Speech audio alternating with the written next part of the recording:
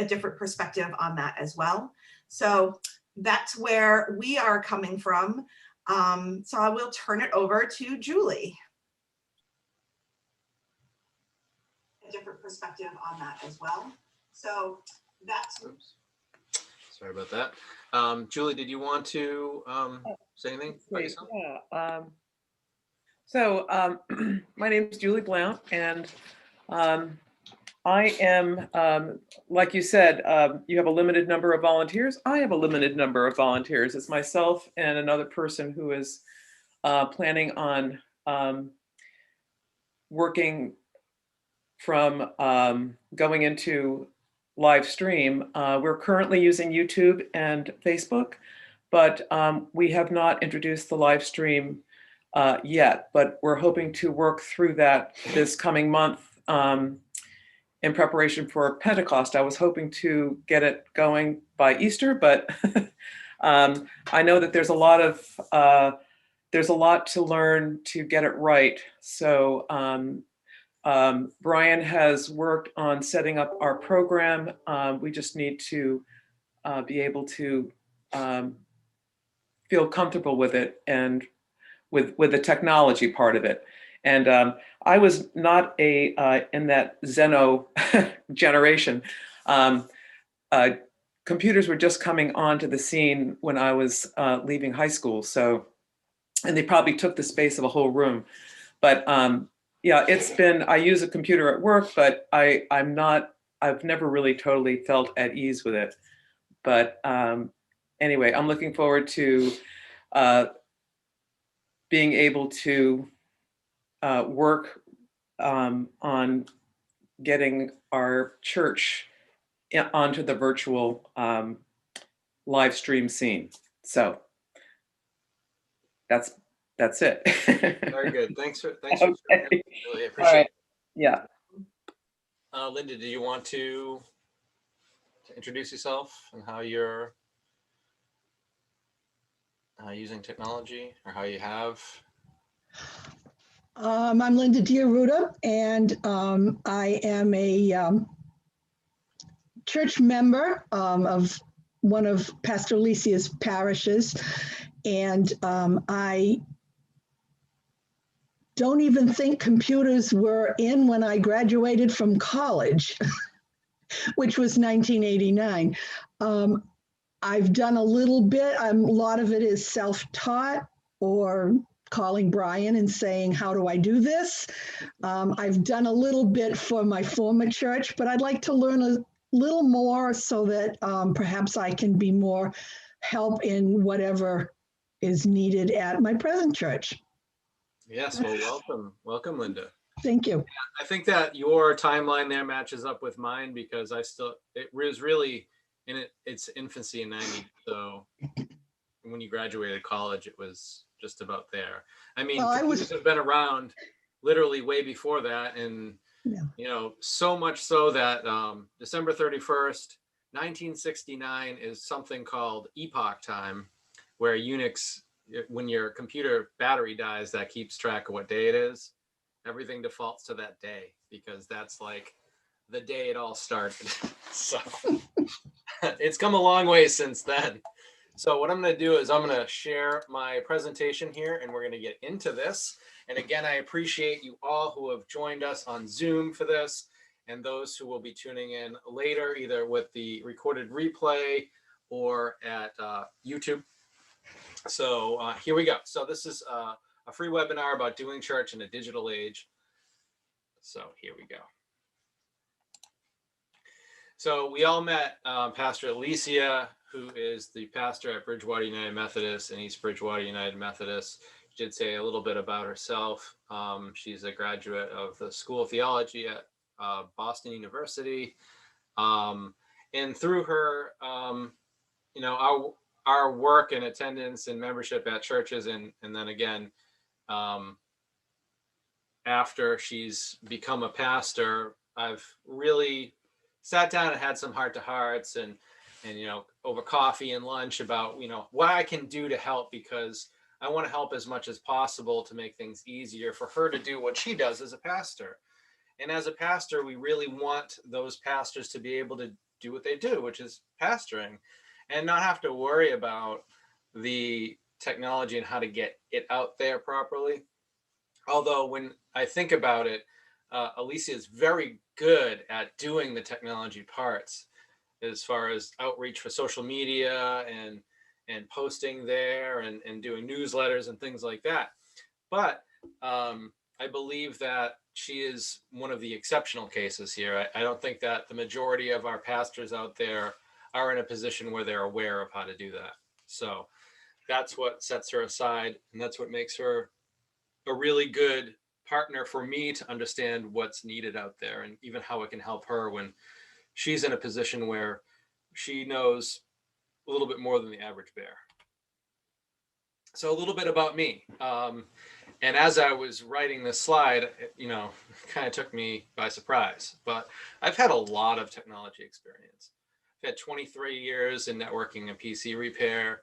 When I started just before I ended high school, but I've been playing with it since 1990. I've had 9 of those years in cybersecurity, working for a company called SecureWorks, which was VeriSign before, and then it was Dell SecureWorks. Very, very great experience there, really understanding what those bad guys are trying to do like all the time and being completely engrossed in it. And I have to tell you that, I only worked 5 days, but I felt like if I took the days off for the weekend, which I did, or it wasn't the weekend because I worked overnights and weekends. But if I took a day off, my days off, it was like I had to catch up because things change that quick. They change in a day. 4 years of those experience years are with an internet service provider. So I understand how, the business and the home gets their internet in there, how it works in the background, how it works in the back end, how customer service works, the problems and hurdles that can be overcome. Also, how to basically talk to them if you need something done. So being able to be that connection, that bridge between the technology, the service provider, and the end user, like a home or business or a church, I think that's a really important glue. And I really appreciate that experience. I've also had 4 years of enterprise storage and backup at a large financial company, including IBM. It's been around for over 100 years. I mean, when you think about computers and those huge, computers that take up the whole room, I mean, that's IBM, right? Business suit, everything. So did work for Big Blue. And I was actually there when they just introduced their AI, which is artificial intelligence, called Watson. And I was privileged enough to be in the room talking to the engineers that developed Watson while it was playing Jeopardy and beating the crap out of everybody. So it was quite amazing, and I appreciate those years. So let's talk about technology and doing church here. And the first thing that comes to mind with this is to do more with less. And you can kind of take that in a positive or a negative way, depends on if you're a glass half full or a glass half empty type of person. So when we think about that, we can say most of the time we're dealing with a limited staff. It's just it's just how it is. We've got a limited number of volunteers or paid staff, and we've got lots of jobs to do. We have limited expertise because we're doing volunteers here. For the most part, churches operate on volunteers. And, it might be difficult in some ways to get people that are, good at finances or bookkeeping or filing or technology or social media, whatever. So people find themselves, and unfortunately, most of the time, the person that finds himself trying to be a jack of all trades is the pastor. So they have to kind of do the office work. They have to kind of do the social. They have to do regular church stuff, deal with requests for information that come in for like certificates of baptism or, whatever else. The church has been around for hundreds and hundreds and hundreds of years. you've got hundreds and hundreds of years of records for the most part. So, I mean, how are you keeping them? And because we're dealing with limited staff and limited expertise, jack of all trades, I see it time and time again. We're talking burnout here. You know, everybody wants to help, but sometimes when it feels like you're in a silo and nobody's there to help you out and you can't keep your head above water, you're going to get burnt out and you're just going to stop. And that leaves everybody in a bad position. So then you're talking about, okay, so if you're going to pay somebody, I mean, the salary's involved. So do we have enough money as a church to pay that? Because, you know, you have to have more that comes in than goes out. I think I probably learned that in elementary school, or it might have been even home ec, I'm not sure. But I think for the most part, we want to have more money coming in than going out. So having paid staff to do most of the things that the church is doing is tough. And then there's always I'm not really sure where to begin. So, I mean, there's so much. Where do I start? How do I start? Do I need to do social? Do I need to do streaming? Do I need to do digital documents? How do I file? Where should I put my member information when somebody asks? How much time is being spent trying to find the information? Because there really isn't a central location. And we're talking multiple printers. So, I mean, how many times are we talking that, well, I've seen quite a few times, actually, probably every single church that I've been in has 2 or 3 printers.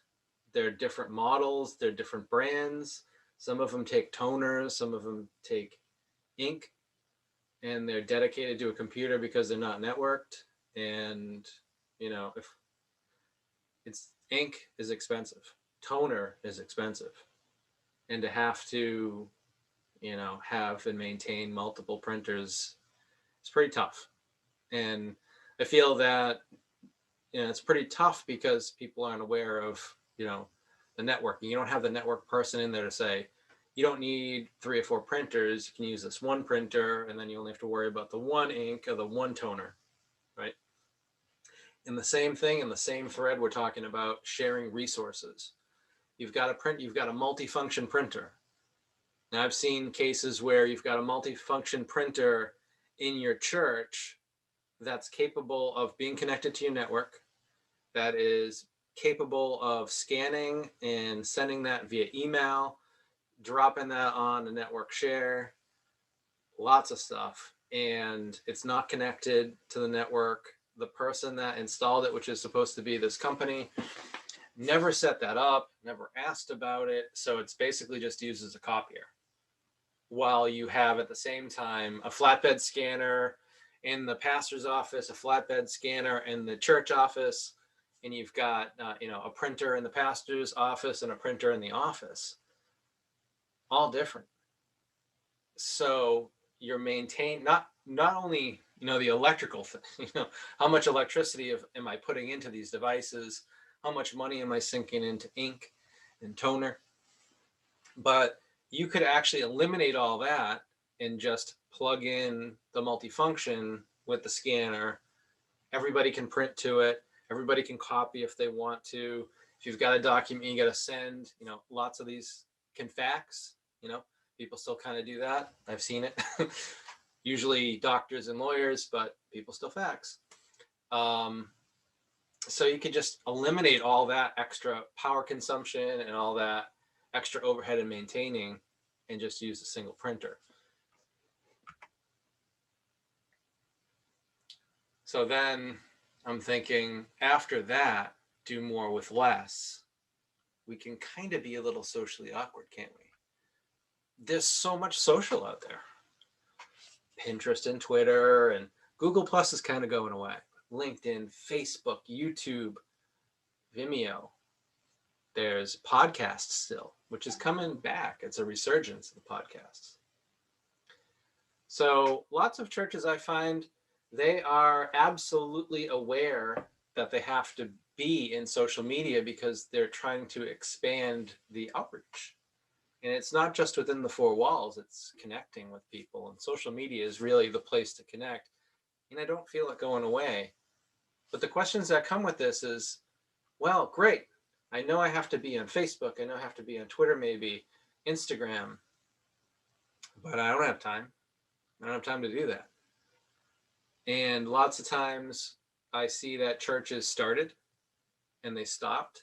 So now they've got abandoned platforms, and people would be kind of maybe new to the area, checking out Facebook or, you know, a website that maybe points to Facebook, and they look, oh, wow, I found this great church.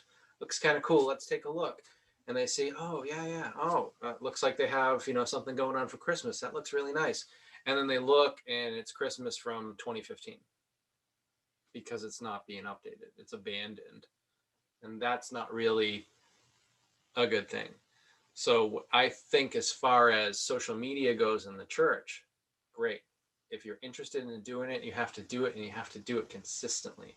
I see really good work on Facebook and Twitter and all that with some local churches. I know Westport Point is very good at this. Every day there's something on there. Every day. And it keeps people engaged. Okay. So if you're going to dedicate yourself to social media, you have to be dedicated to it. You have to post a couple of times a week at minimum. Every day is probably the best. So if you do that and you go that route, you need to be consistent with it. And then you have to find out what is the best place to go, because there are a lot of options out there. Facebook and YouTube are really good options here because we have the live streaming now that in 2020 has come to the forefront. We have in Facebook live streaming, YouTube, because we have to. So those are really good platforms to start with. Also, you have duplicating effort. Okay. So if you're going to live stream to Facebook and then save that recording and upstream and upload to YouTube, well, that's extra work. Okay. There are options for you to do live streaming to multiple platforms to eliminate the need to then upload after. Okay. So this social media can be a full-time job, just so you know, because you have to be in it and you have to keep it updated if you do it. And right now, in my opinion, you're going to need to be on Facebook or YouTube, or both.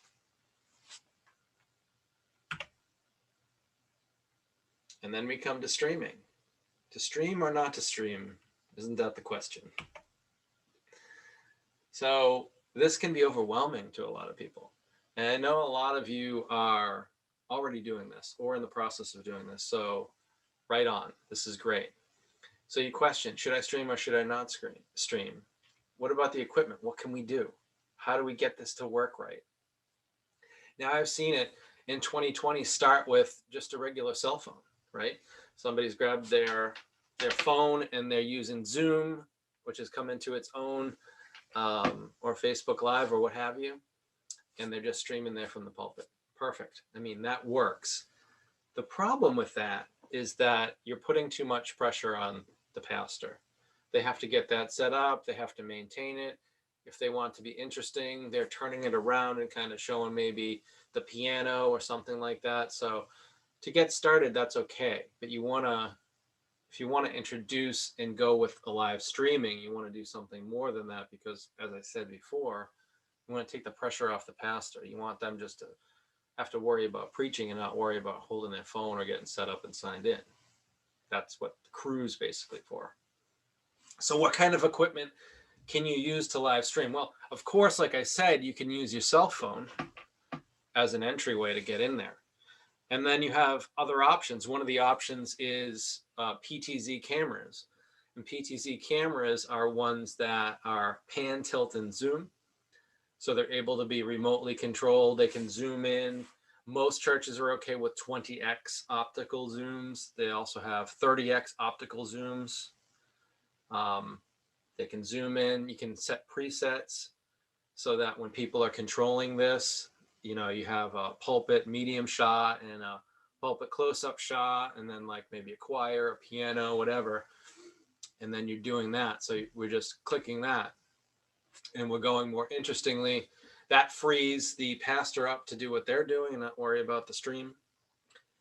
And then the other way you can do that is they have regular camcorders that are able to, and these are the newer ones. They're probably in the $3,000, $3,500 range. And these cameras have the ability to feed that feed into a computer. So you could use those. With those, you just need somebody to be operating them. So they'd be the ones that are pan, tilting, and zooming that as you go. So those are just a couple of the options out there for streaming. And then you have a question. So where do I stream it to? Once I've got the camera, the PTZ camera, or my camcorder, Facebook or YouTube? So that's the question. And so let me take a step back. So Facebook requires an account. You can't just browse the internet and fall on a Facebook Live. You have to have a Facebook account. So not everybody has a Facebook account. So that's one barrier to Facebook. YouTube, on the other hand, you don't need a YouTube account. Anybody can find it. You can embed it in your website. You can have the link on your website. So that's more open to the general public. If you've got a following on your Facebook page, absolutely. Facebook's great. If you have a YouTube page also, and if you don't, I recommend you do. I would recommend you do both. That way you got the people that are specifically in Facebook, and then you've got the people that are not on Facebook or just happen to see your live stream. A lot of people think it's too hard to stream. Now, I have had experience with doing multiple things through my work at the ISP and through work in cybersecurity, but it is possible for somebody to run the whole operation by themselves and interact with social media during a live stream. It's possible. It's not optimal. The optimal would be at least having two people, one person to handle the camera work and one person to handle the social work, right? So if I can break in for just a sec. Yes.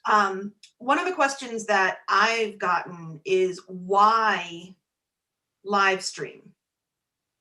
Why, because there are many churches who pre-record and then post the video either on YouTube or on their website.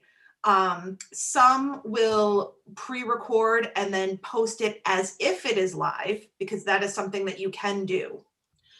I personally am a people person, and I know this comes as a huge shock to those who know and love me. I am an extrovert, and it is really important for me as part of my preaching and my teaching to be able to get feedback. That's how pre-COVID, in the before times, I would be able to scan the room and be able to see if folks look a little confused, if someone looks like they have a question, if it looks like people are like nodding their heads and really following along, or kind of looking like they don't know where I'm going with this. And I'm the type of preacher that will stop in the middle of what I'm doing to ask, is everybody following? Do you need me to back up and explain something? So having the live stream, I found at the beginning of this whole process, allowed me to still be fairly interactive, even when I'm not able to be present in the same space with those who are watching. Which is why, Brian said it's possible to have one person handling the entire system. But ideally, if you are looking to have more of an interactive experience. You muted yourself. I did not mute myself. Frank muted me. Yeah. So as you can see. So to have that interactive portion of it, I will ask folks to enter into the chat their prayer requests, to enter into the chat any questions that they may have. And it allows us to have a real-time exchange even when we're not face-to-face. So it's easier to do that if you have a dedicated person just to that social media feed who can then relay those messages. Otherwise, it becomes way too difficult for someone to try to multitask. And unfortunately, the reality of it is that we may think we can multitask, but we're not capable of that. One item at a time has to receive our full attention. So something may get dropped, something may slip through the cracks. And when we're in a time where people really need their church to be present for them, even when we can't be in each other's spaces physically, to have something fall through the cracks can be really, really difficult and in some cases damaging. So if you can get a second person to sit at the terminal, to be able to staff the social media feeds, that is only going to help enhance the experience, not just for those who are watching because they feel like they're a part of the service, but also for those who are leading worship or your pastors who are preaching, because it allows them to have that the ability to have a back and forth and a give and take in a way that pre-recording or not having somebody keep an eye on that chat space, it just doesn't allow for that. So just wanted to throw that in there. That's why we live stream both to Facebook and now also to YouTube simultaneously. It's to allow for that personal interaction that we aren't necessarily able to get because we're not in the same space together. That is a very good point. That is a very good point. A lot of people, I believe, at first, when they're viewing a well done live stream on Facebook or YouTube, I believe those people are immediately surprised and elated at the same time when they get responses. When they're in there and they're commenting, thinking, oh, like, good morning, and immediately they get a like or a love or a care and a good morning, you know, Sue. Good morning, Alicia. Good morning, Brian. Welcome. It makes people feel connected even in a time when we are not so connected. We haven't been in over a year. People need that. They need that feeling. And when they put themselves out there to tune in, even though they're not in the physical building, to Facebook, to watch that sermon, and they still have that, I can feel it in some way, it really matters. It really matters. And that's why I feel like, and I always recommend that people do that. They have that separate person who's able to go there and make sure people are welcomed when they arrive and when they start to view, and any of the concerns or things get moved from that space to the attention of the pastor. One of the things that I want to caution with this, there's a couple of things actually. With live streaming, you want to make sure that anybody that would be on video has signed a video release. Very important. And you can do that digitally with a Google Doc or a form, or you can do it in a physical form and have it at the office. Because now with live streaming, we are taking that to a very public place, when initially and traditionally, everything that has happened on Sunday morning has happened within the four walls of the sanctuary, okay? This goes the same for when we talk about prayers for the people, okay? Even if we're doing it within the confines of the Facebook page or even a comment on YouTube, you want to be cognizant that you're not, saying, Jimmy Jones, we want to pray for Jimmy because Jimmy has throat cancer or whatever it happens to be, because maybe Jimmy doesn't want it out there like that. So you have to be very careful when you do that. You definitely want, those people to be lifted up in prayer, but when we're doing live streaming, we have to approach it a different way. Now, we have tried this in two different ways, or actually three different ways. The first one was we were actually reading out the names, and there was concern for people's privacy. So I started inviting folks to just read the names that we have on the bulletin that we send out ahead of time. But then the feedback was it didn't feel personal So we've started reading just the first names and not including the prayer need per se, but just that this individual is in need of prayer. And the feedback and then the third way we've done it is at the other site, we have turned off the audio feed. That did not receive positive feedback. People like hearing even just the first names, especially if it is a prayer request that they have made. This way they know that they are being seen and they are being heard by the church community. And so I feel that it's important to preface that, especially during worship services. Now, I have been accused of over-explaining things, and we'll get into why I do so much explaining during the worship service. But ultimately, you want people to feel like they are able to be a part of this worship service, and that their prayers and their concerns and that their joys are being heard, and that they have a vast community of people who are praying and celebrating with them.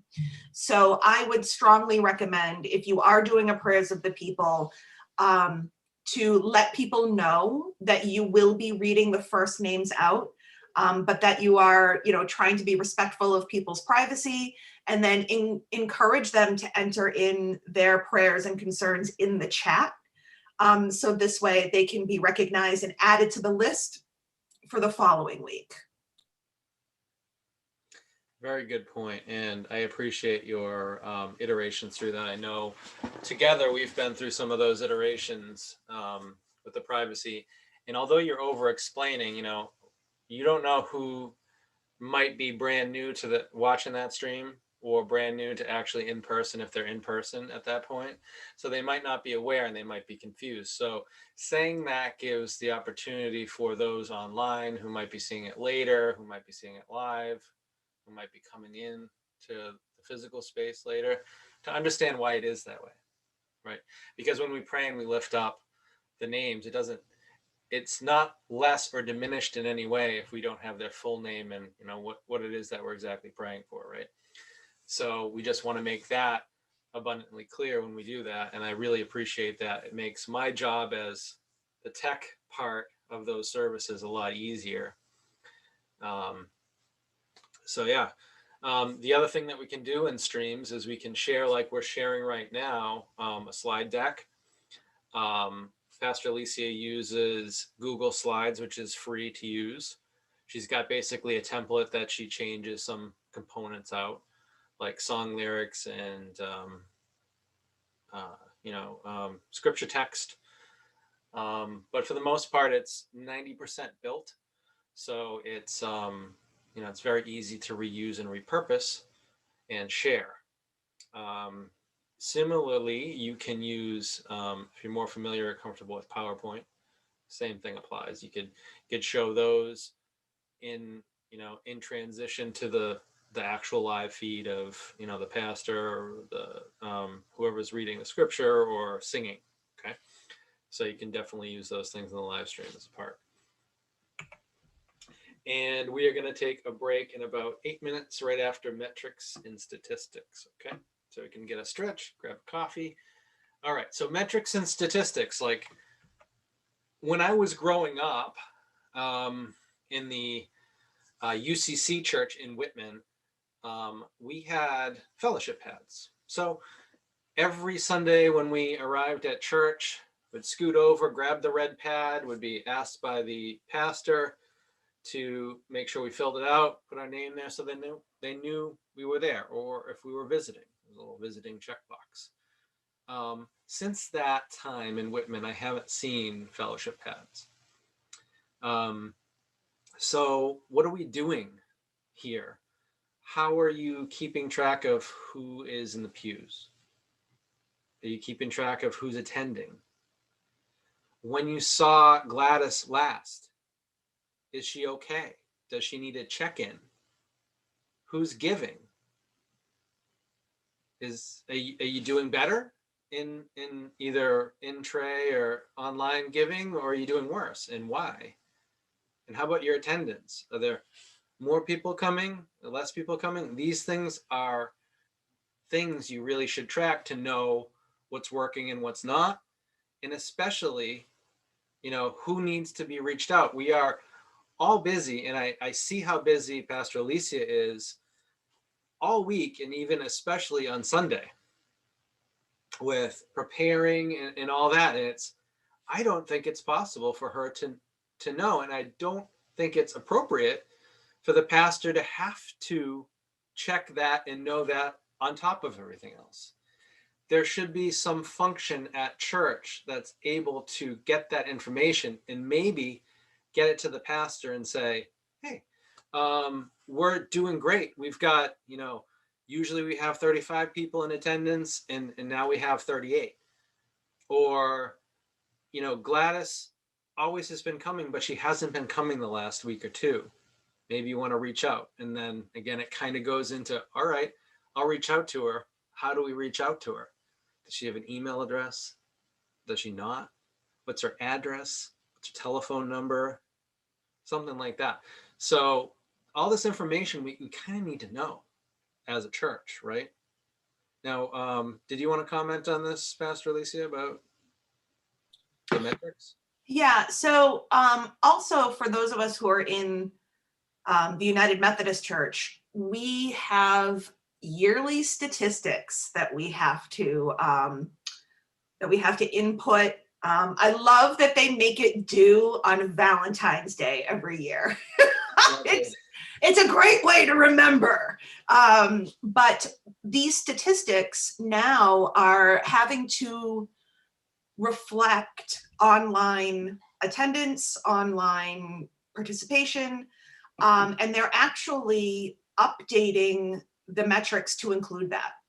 And so using a program like Church 2.0, or utilizing a program that requires a registration or a way of keeping track of people, from a clergy perspective, from a record keeping perspective, it is so much easier to just pull up the numbers than to try to rack your brain to do I don't math. Like, that's not what I do.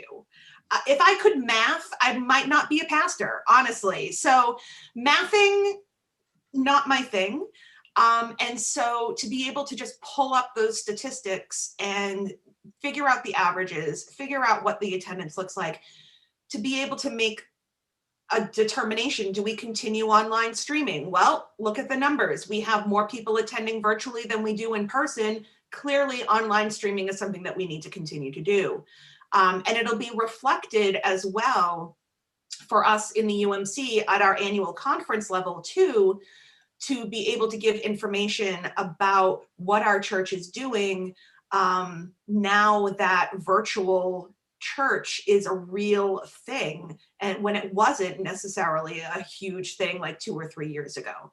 So I feel like this has been an incredible tool for those of us who are in administration, who are in who are clergy, who don't have an administrator. And again, like Brian was saying, this is one more thing that we don't have to carry to allow the technology to do it for us.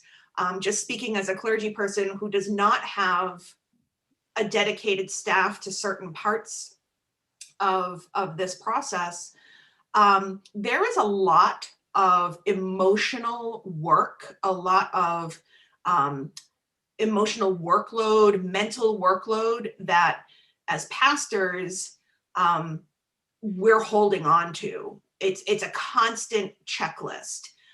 Who haven't we seen lately? Who do we know that has had, multiple requests for prayers? Have I spoken to that person? I need to remember to give them a call. There's so many different things that go into being clergy that, sometimes things, as Brian would say, fall off the chip. Sometimes things fall through the cracks, and it's not because we're bad pastors. It's not because we're bad caregivers. It's because we have so much that we are trying to balance, that any tool that can be used to lighten that that psychic load, that emotional and mental load that we're carrying is going to be helpful. And having the people to be able to staff those particular pieces of technology to assist the pastor in their job only makes things that much easier and that much more smooth, and allows for your pastor to avoid burnout. Thank you. All right, we are going to take a brief break here. Grab yourself some coffee, and we will be right back.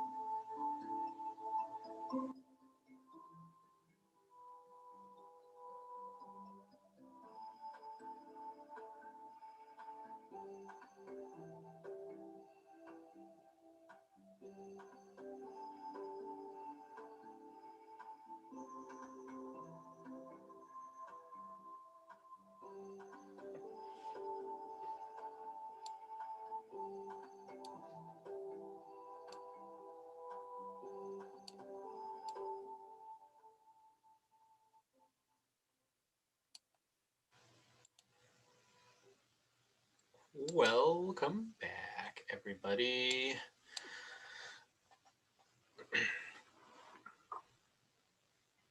Give me a little green check mark if you're back by clicking on the participant window. Just click the yes.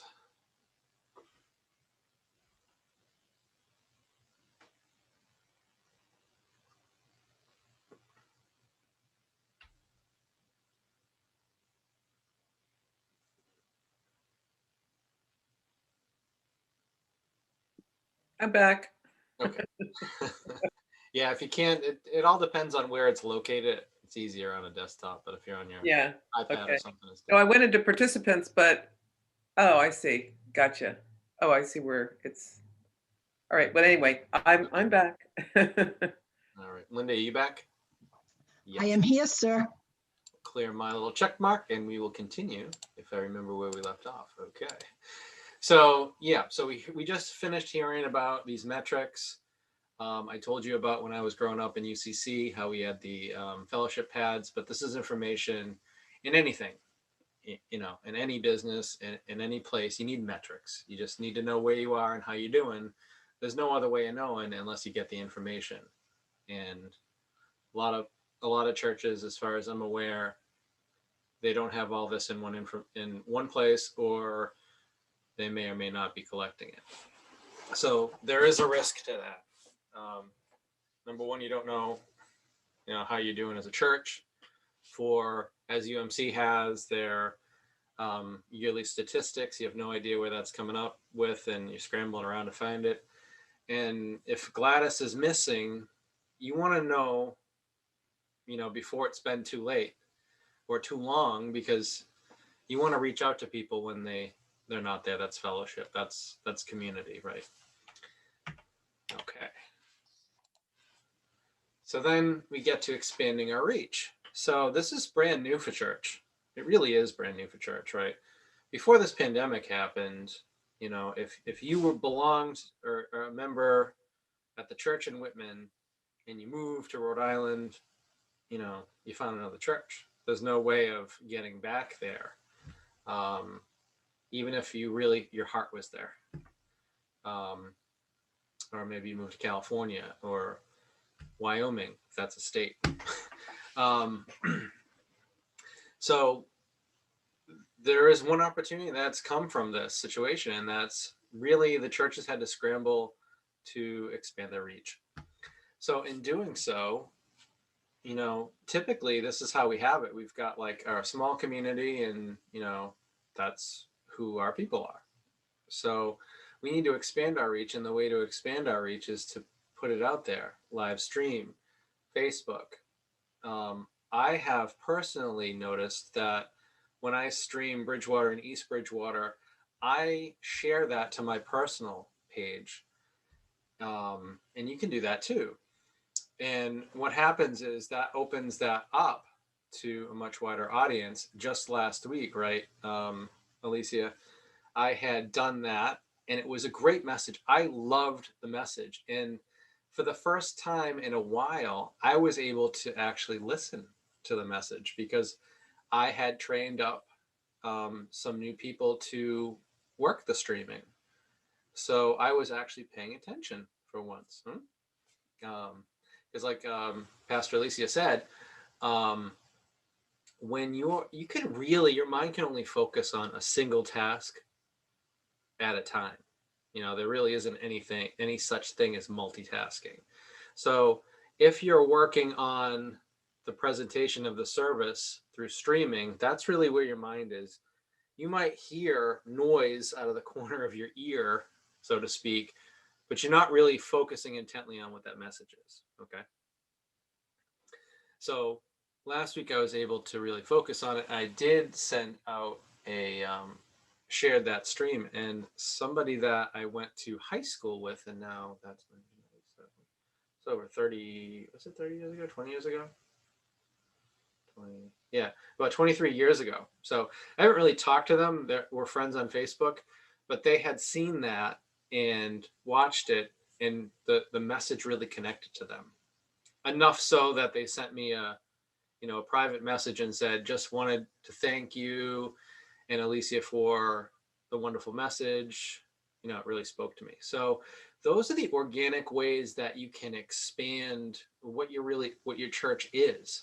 You know, oftentimes, even if you've got regular parishioners that might go to Florida, you know, for the winter time or what have you, snowbirds, right?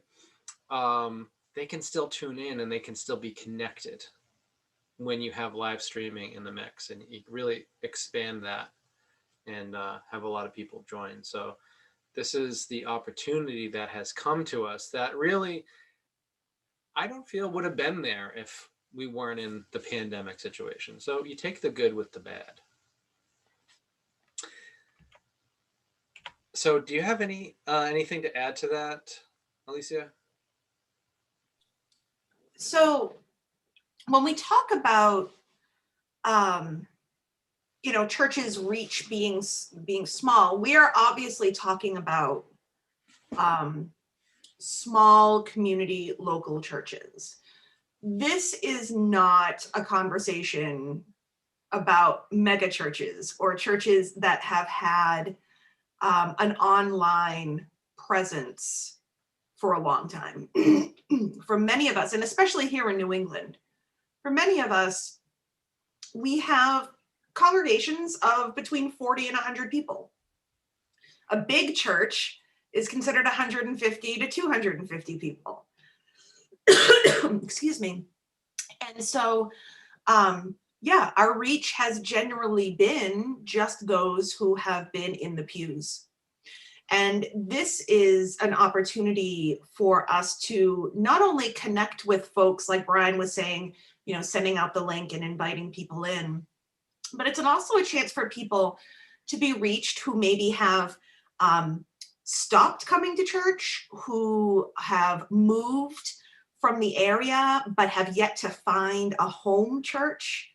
And clearly, as clergy, like, we want people to connect with their communities, connect with a local church to where they are at. That's the work of making disciples, not necessarily for the denomination or for your particular church community, but for the betterment of the world.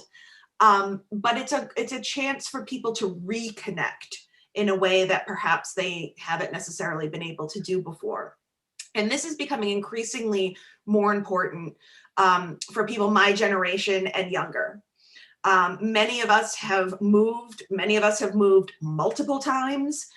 We don't necessarily set down roots in a place like in ages past. And so the ability to reach out and be present in a worship service in a place that feels like home when you're having difficulty establishing a home or making something feel like home really does make a big difference. And so, we're trying to, at least in our communities, we are trying to create a worship service that reaches not just our immediate communities of concern or our immediate congregations, but also provide an experience for those who are maybe seeking or those who are trying to reestablish their relationship with church. And that is a tension that requires a balancing act. Like Brian was saying, do I over-explain? Do I under-explain? Do I, provide background for people who don't necessarily know our church community, or do I just assume that everybody knows what I'm talking about?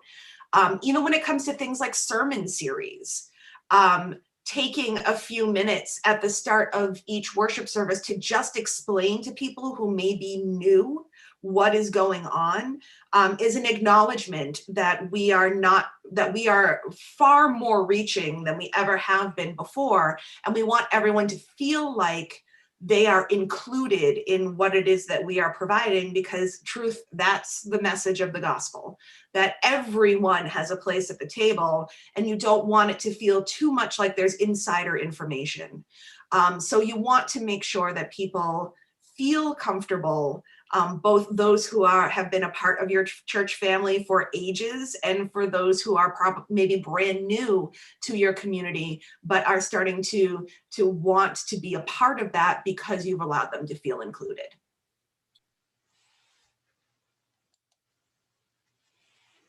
So that brings us to effective communication.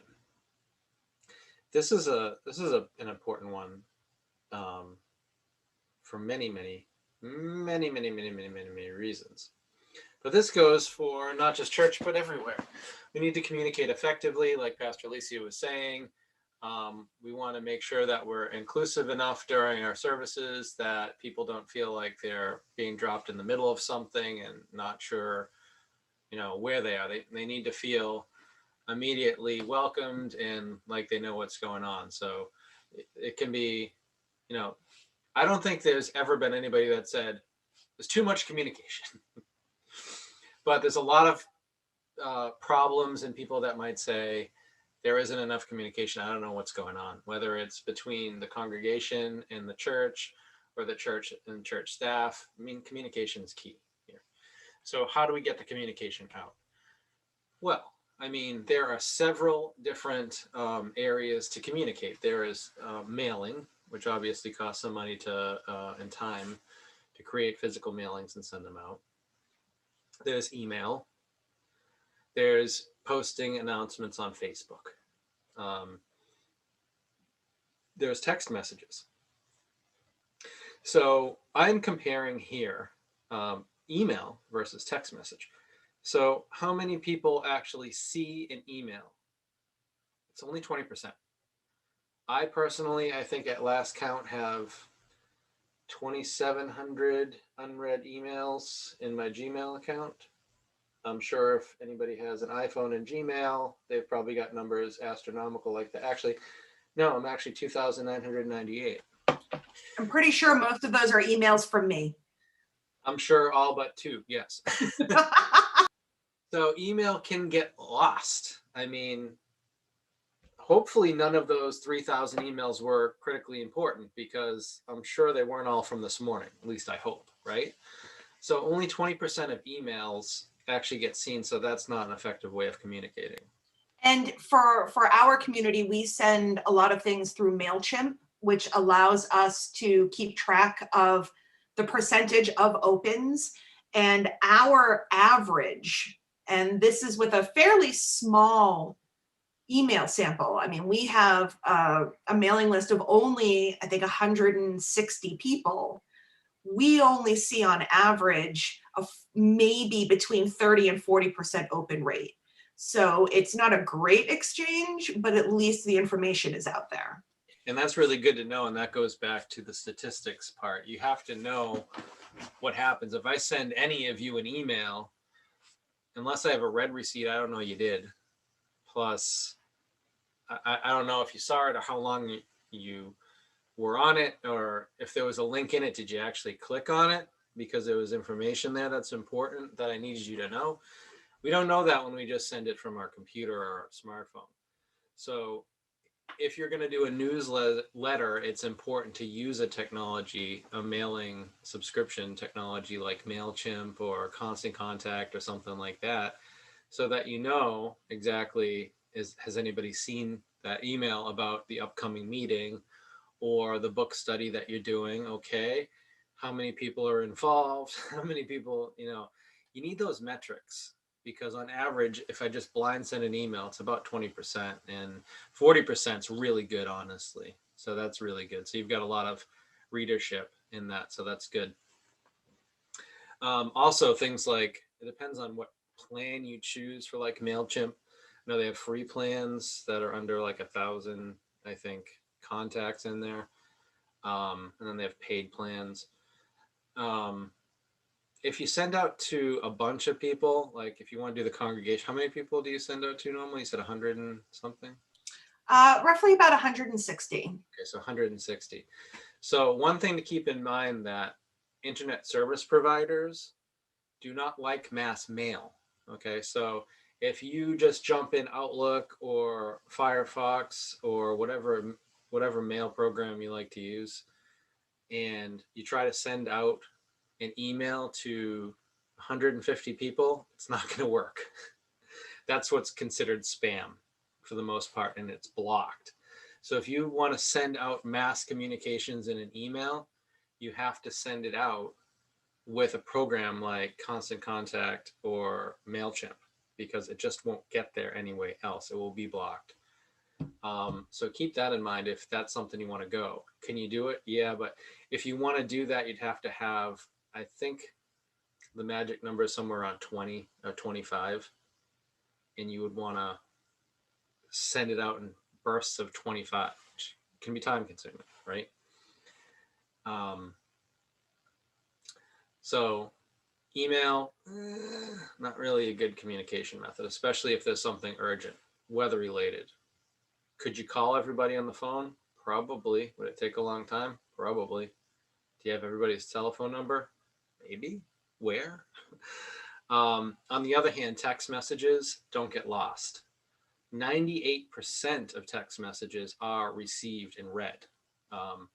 Only because they have less of a chance. They're serial. They're like one, then the other, then the other. They can't just get like lost. I don't think anybody that I know at least, has ever had like the text message reader of unread messages at 3,000.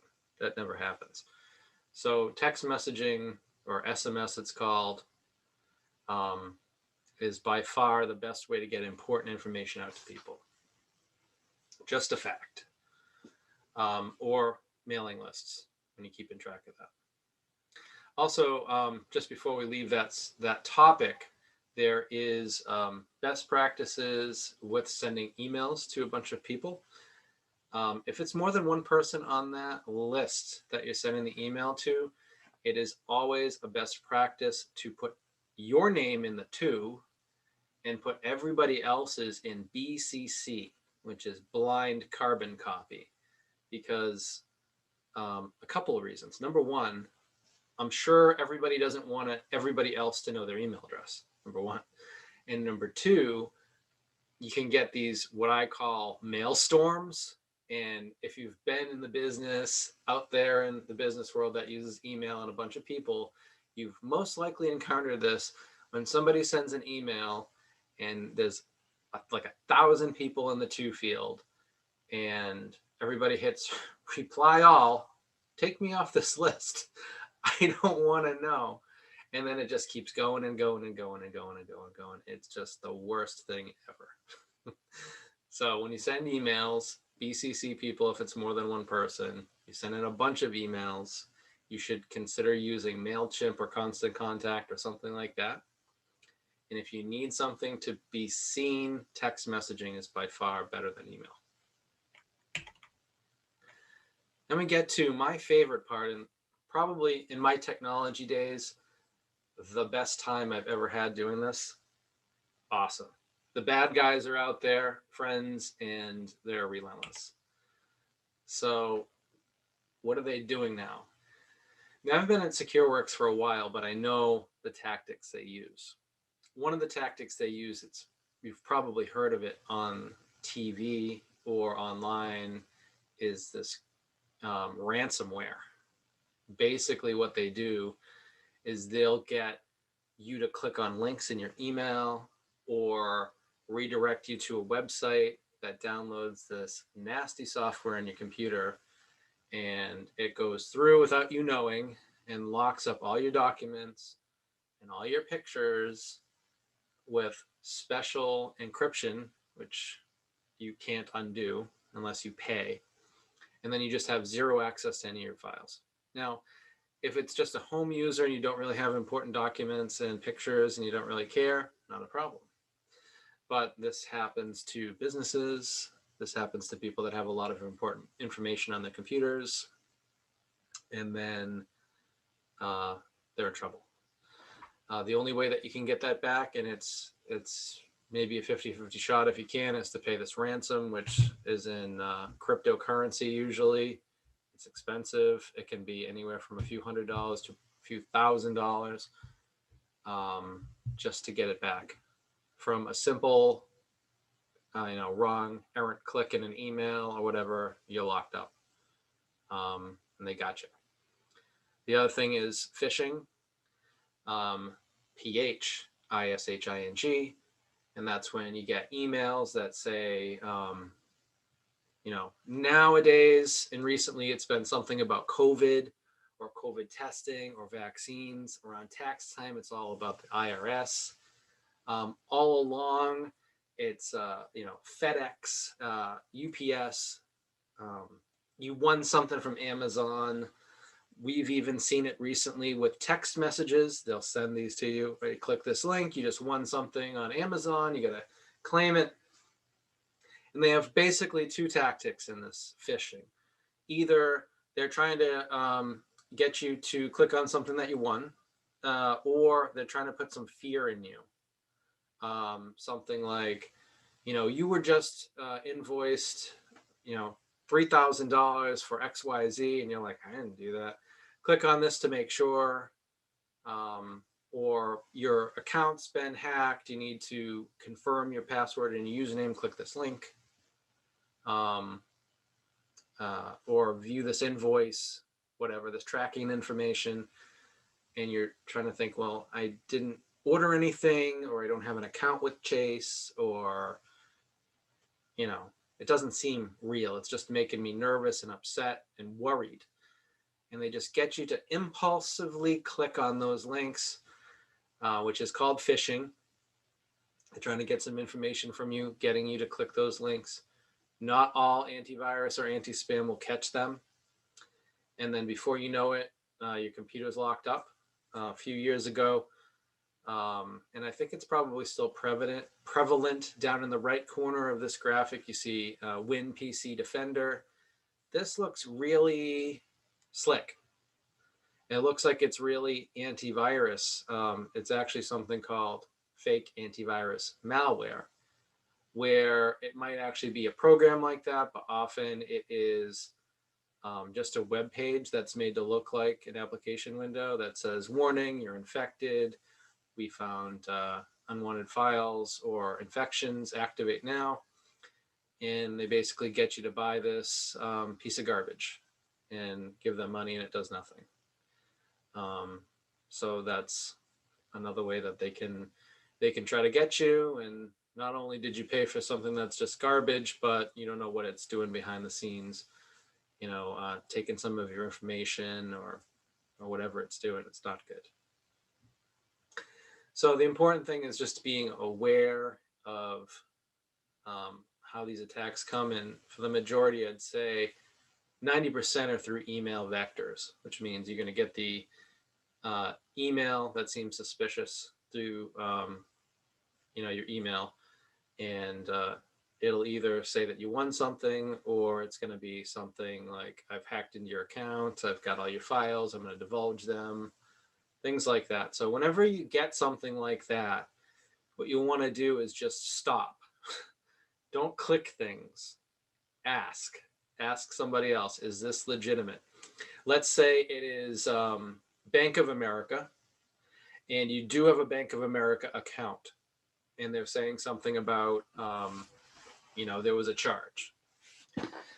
My recommendation, and a good cybersecurity recommendation, is you stop, don't click anything, go somewhere else, whether it's online or maybe a different computer or something, find the number for the bank, call them.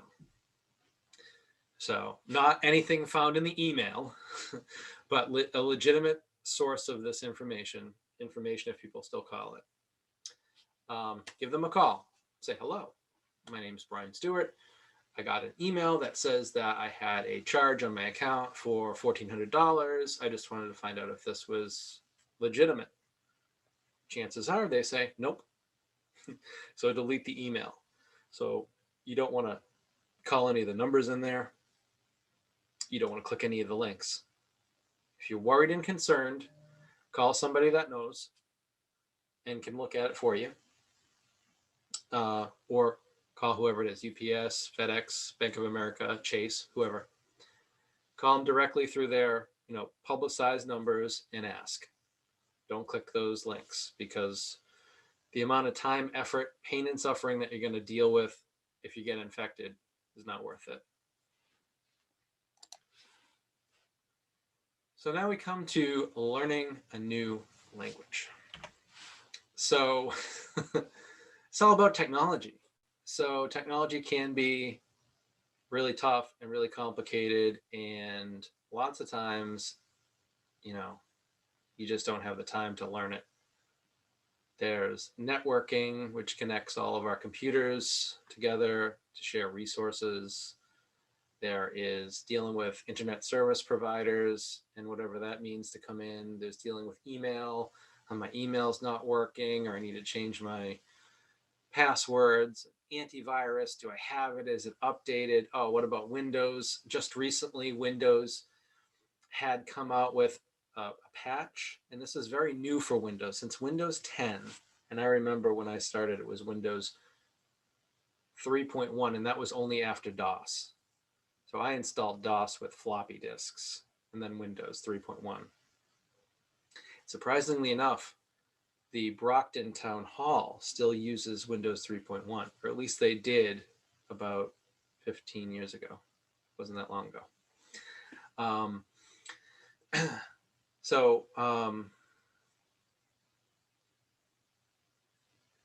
It's tough to keep track of all that information. And just recently we had, I lost my train of thought. Maybe we'll, as I'm trying to think of that, do you have anything you want to add, Pastor Alicia, while I remember what it was that I forgot? Yeah, I did want to add something to bad guys. So, oh, thank you for putting that back on there. So one of the things that we have discovered with online platforms is that bad guys or bad girls can infiltrate services, especially if you are using Zoom and you put out a public link.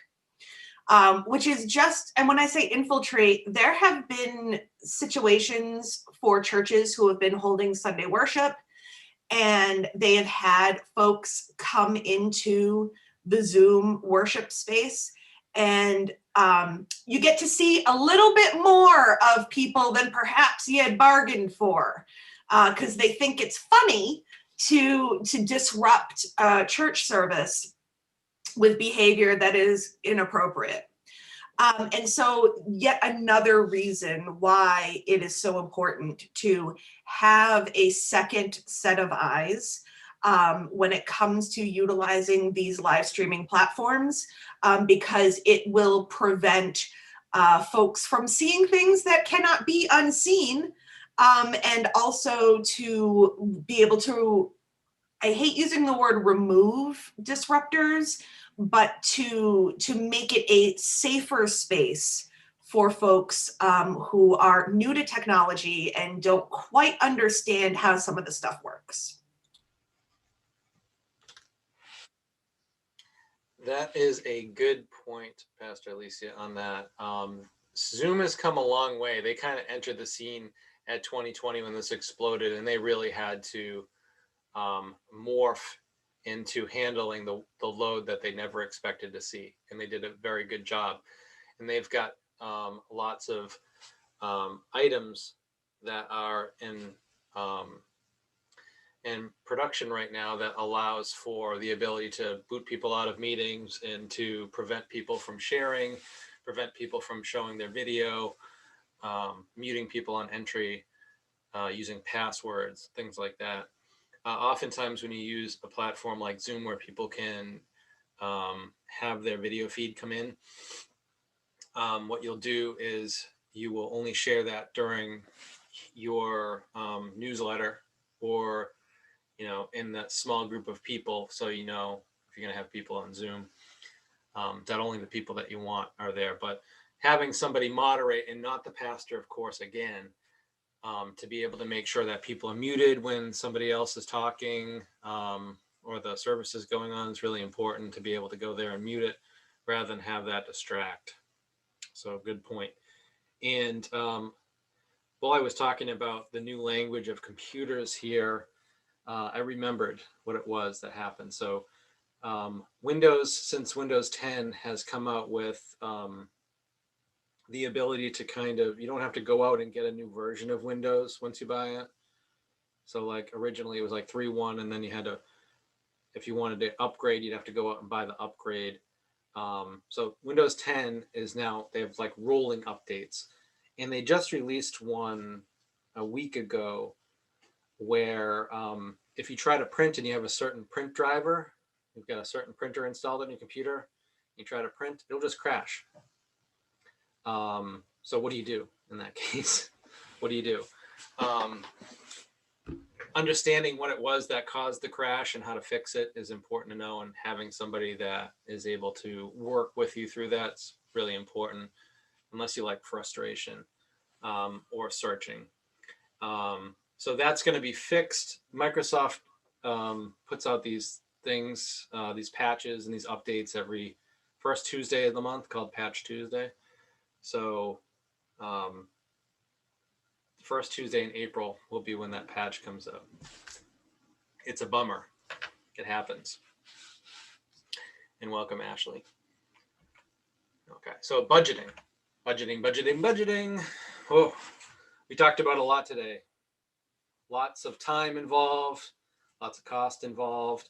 When we think about some of the things that would really be necessary for a church, we think about IT consultants. The average is $85 an hour for an IT consultant. Like, what do I need to do? How do I get things fixed? If you're gonna foray into social media marketers are about $13 an hour. Got a website, about $24 an hour. You want to call for an IT service call, $125 an incident. Office staff, I think on average $15 an hour for what they do. So you have to really consider the amount of time and cost involved with getting your church up to speed with technology, and it can be expensive. And that's one of the reasons why, I love working with Alicia so much, because I get to see what it is that's needed and how I can help. Because I know that help is needed, and I know that, when it comes to churches, there really isn't a lot of staff and budget lying around to do it. So what's next? So my recommendation is, if you haven't already talked to me about services, that you book a consultation call where we can go over what it is that you're working with, your concerns, what you want to do better. And then, we can work with you and find out what it is we can do. Now, I already support several churches: Open Table of Christ, Shepherd of the Valley, Central United, Westport Point, East Bridgewater, and I actually forgot two. The Christ United Methodist in Kingston, and Warren. So, and we've got Julie and Ashley from those churches here. So we are very much able to work with you, and hope we can work with you. So what are the services that we offer? So some of the IT support services are monitoring your computers, providing remote support, email, telephone, and on-site report. The ability to get this stuff answered and covered by calling one person. I love that. I hate calling 5 different people. I've got a problem with my printer. Now I have to call Samsung, hopefully get somebody. Oh, well, it's the weekend. What am I going to do now? I'm not really having it. I'm having an internet problem. Now I got to call, Comcast or Verizon or Cox or whatever. And I don't even know what they're talking about. And I don't know if they're giving me the runaround. Tough. Some managed solutions. So solutions for the case where you don't have the staff or the time. Manage social media. You want to have a social media presence, but you don't have time to post. Managed web. So if you want a website, but you don't have time to update the website, but it has to be updated, you just want somebody to do it for you. And managed streaming. You have to stream, but sometimes you just don't want to handle it yourself, or there are times that you're not going to have somebody and you want somebody available to do it for you. And then apps, Church 2.0. I actually started this in 2019, and then 2020 happened. And then I said, wow, that's actually great. And this is an app that lives and breathes. It updates, gets better and better. I've already had a bunch of people, not just Pastor Alicia, say, it would be nice if we had, but even some of you that use it currently, can we do this? Can we do that? Absolutely. So what I wanted to do is here at the very end, I wanted to take you through some of the very new features of Church 2.0. And I also, if you were not doing, hold on a second. Yeah. If you have not signed up for Church 2.0, you are able to use this link down here for 3 months free and no setup. And then you can choose to keep it for $24.95 a month. After that, it's church2.co/trial. Okay, so that's that. Let's get into it.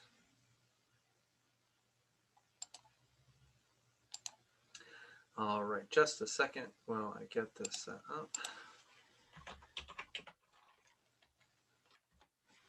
And so while Brian is setting this up, why is this something that we felt we wanted to put out there to folks? And it's because my experience as a pastor, as clergy, is not an anomaly. More of us than perhaps we care to admit are struggling with this technology aspect of this brave new church world that we find ourselves in. But and so it's been wonderful. I'm blessed to have my IT guy here with me. And he has a unique perspective, as he mentioned before, where he can hear me musing and saying, I really wish that we had this to make things a little bit easier, or, you know, this is the struggle that I'm coming up against, and, you know, it's impeding my ability to effectively pastor. And he's right on it, and he's able to make tweaks. And he's able to do that individually as well. So each site that is utilizing his program is able to say, well, we really need this more so than this. And it has become this really incredibly useful tool to make ministry a little bit more effective in this new digital space. But one of the things that I greatly appreciate, and not just because he is a fabulous first lady of the church, but as a clergy person, is this has made worship that much more dynamic. There's nothing worse, I think. Actually, there probably is something worse, but right now, this is my frame of reference. Preaching to a completely empty sanctuary is difficult. It's difficult for those of us who are trying to bring a message. It's difficult for those who are helping us and are in the sanctuary with us. The energy is different.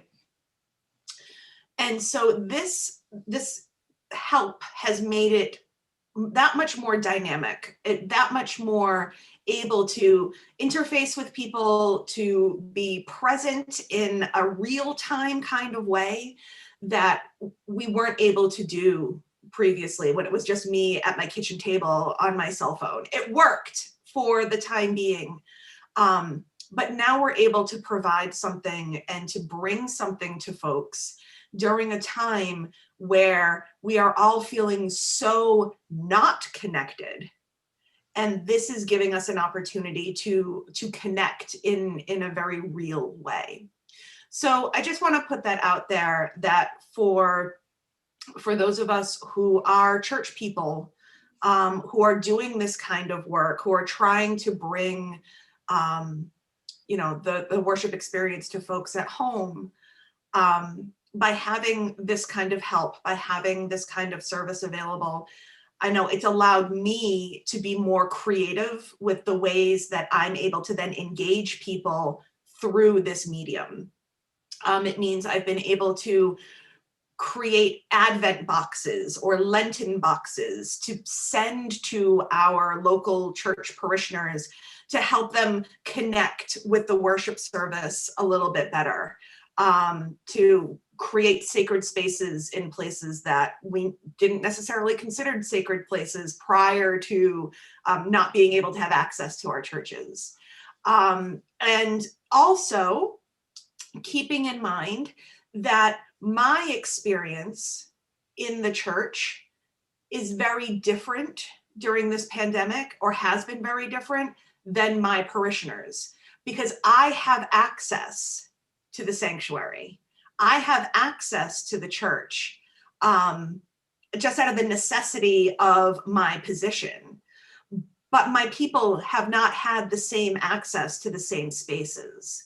So just keep in mind, as we are making our way through this digital age, one of the things to consider is that things that may not seem like a big deal to us because we're in the sanctuary are really big deals for our people who are trying to engage us through social media, through live streaming platforms.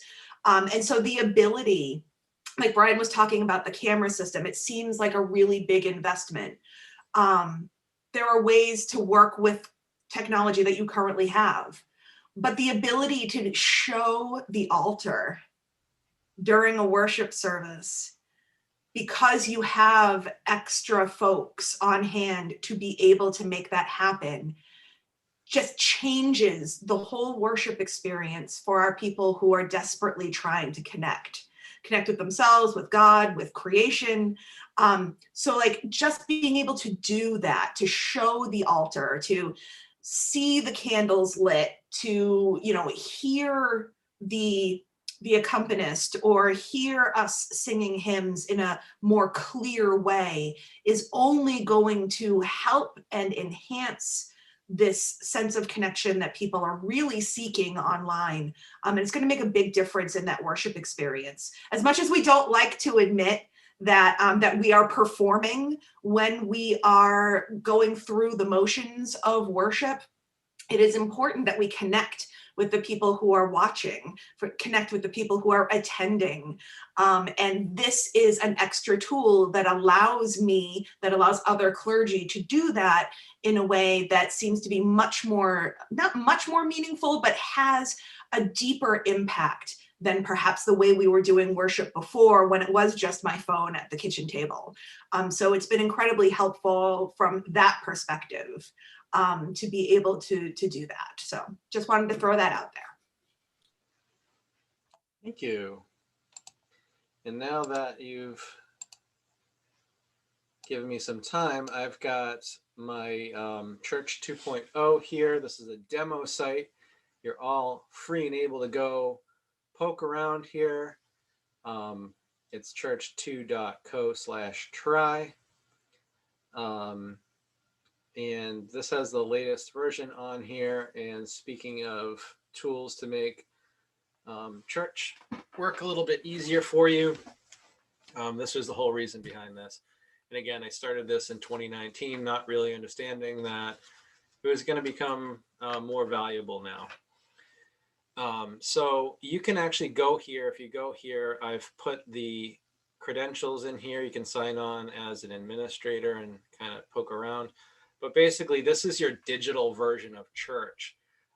You can view it on a computer or a smartphone. It's optimized for mobile, so it absolutely works there. And I'm just going to give you a quick tour of some of the features here currently, but we're always developing them. First thing you'll notice is the ability for people to, without having to sign in, they can give these specific amounts, 5, 10, 25, 50, or $100. They can also go up here and do a prayer request, where they can put the name of the person, the reason, if they want to call back or a visit, and some information. This information is only available to administrators, so not everybody can see this. It's a private thing. And then when people either give or people put prayer requests in, the administrators will get text messages that alert them that they need to check it.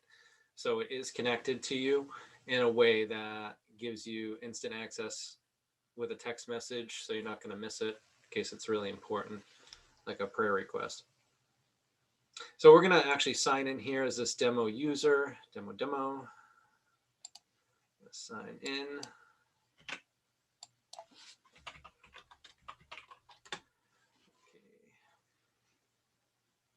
And the first thing we talked about during the presentation is statistics. So once you sign in and you're administrator, you do have access to right now 3 statistics that are important in these blocks. So we've got total users. These are people that have signed up through Church 2.0. We see 8 of 8. And then we have this little pillbox that will show you a percentage difference. Then we have online giving, also the same thing, and worship attendance. So this is in-person worship attendance. On the same thread of information and statistics, we have quick links for administrators of if there are prayer requests, missing members, and members that have stopped giving. Now, the missing members are available to any administrator, but there are 2 roles on this platform. There is administrator, here you can see at the top, or finance team. So when you're a member of the finance team, you have availability to see anything financial. So offerings list, people that have stopped giving. Not everybody can see this, only finance team. So there is a separation of roles here. And how do we find out or know if people are missing or people have stopped giving? This is calculated by the system. So if people have clicked to attend live worship service and then they have not done so for 2 weeks, they're considered missing. And that gives you a quick way to see who has stopped coming so you can reach out to them. The same thing with giving. So if you have people who have given and stopped giving for 2 weeks, they'll show up there so you can reach out to them and check in on them. Okay. So below here, we see this green box that says give $500. This is something that is specific to each user. Now, in this example, this user has set a custom gift amount. It has to be a complete dollar amount. It can't be cents. Okay. So this particular user said that $500 is their gift. So they have a quick way to give that amount of money right from signing in from that home screen. They can also reserve a spot for worship. Okay, if you connect this app with a calendar system like Calendly, and you have, I know Reverend Alicia with Bridgewater and East Bridgewater does this. So when we have, it's not so much going to be important after COVID, but when we are dealing with in-person worship that is restricted to the number of attendees, what we don't want to do is get into the predicament where there's 50 people allowed and then we get like 60 people and we have to turn away 10 people. Like, how do you do that as a church? Because you need to be compliant. So reserving a spot allows people to quickly reserve a spot if there's a slot available, right? And then next to that, we have check-in. So this is important for contact tracing. So when somebody checks in, or they're there in physical person into physical worship, they can click on the check-in button. And when they click that or tap that, they get a little message that says, are you physically in the building? I added that because people were doing that when they were tuning in live, which streamed, which was good, but for contact tracing, they weren't physically there. So I had to put that in there. So this is for people that are physically in the building. And again, we'll see how that gets into contact tracing. But when people check in, they can physically just tap that button and let everybody know, let the system know here that they've been at that service. And then, of course, they have access with this button to request prayers. And that's it. I call these big buttons. You got a big button to give, reserve a spot, check in, request a prayer. Okay. Before we go too deep into this, does anybody have any questions about like this main page here and what's available or any of these functions? Okay. All right, so let me take a look at the missing members. So if we have missing members, we can click this as an administrator and kind of see who's been missing. So here we have the ability to see the people that have been missing. We see that everybody has a beautiful face in here, and if their name and if they have a role. Okay, so pastor, finance team, SBRC chair, parishioner, and to see if these people actually have app privileges like finance or administrator. We also can see their address if we need to reach out. We also have the ability to see when they last were in. So when did they last physically check into service? And as you can see, some of these 26 days ago, a couple of months. So what can we do from here? So now we know who's missing. We can call them by clicking the call button, and this will actually launch an app on your phone, or on your computer to call them immediately. Or you can click the check-in button, and the check-in button basically it sends a quick message that says, you know, we haven't seen you in a while, just checking in to make sure everything's okay. You know, call the church. So that was really easy to do. Doesn't take a lot of time to do that. The same thing about people who have stopped giving. Again, this is a finance ability. Anybody that doesn't have the finance role doesn't have that option to see. But we can see that, again, the same thing. We've got these member cards, and when they last gave, we can check in, or we can give them a call. And we have their address if you want to send them a message or a letter, old school letter. But now we have the ability and visibility to see who has been giving and stopped and who has been coming and stopped. Hey, Brian? Yes. Can I break in just for a sec? Yeah, absolutely. So I've had questions from my leadership who wanted to know why is it important for the pastor to know how much people have been giving and when was the last time that they gave. And for me, it's important for me to have access to that information because it allows me to see any possible red flags for things that are going on in people's lives that they haven't necessarily talked to me about. And what I mean is that if I notice that there is someone who has been a regular giver and suddenly they drop off the face of the earth, that's a flag to me that I need to reach out to them to make sure everything's okay. If I have an elderly parishioner who, again, has been a dedicated giver, and then all of a sudden I'm seeing a lot more giving happening than before, that's a red flag to me to check in with them, because is it that they're confused? Is there something that's going on? Does someone have access to their accounts that didn't have access before? Is this a case of, someone who was able to care for themselves and now is unable to do that in the same way? These are important pastoral tools for us. It's not about using that information to speak to someone about their giving or their not giving. It's more about letting us see people's habits and giving us a heads up if something changes drastically that we need to be paying attention to.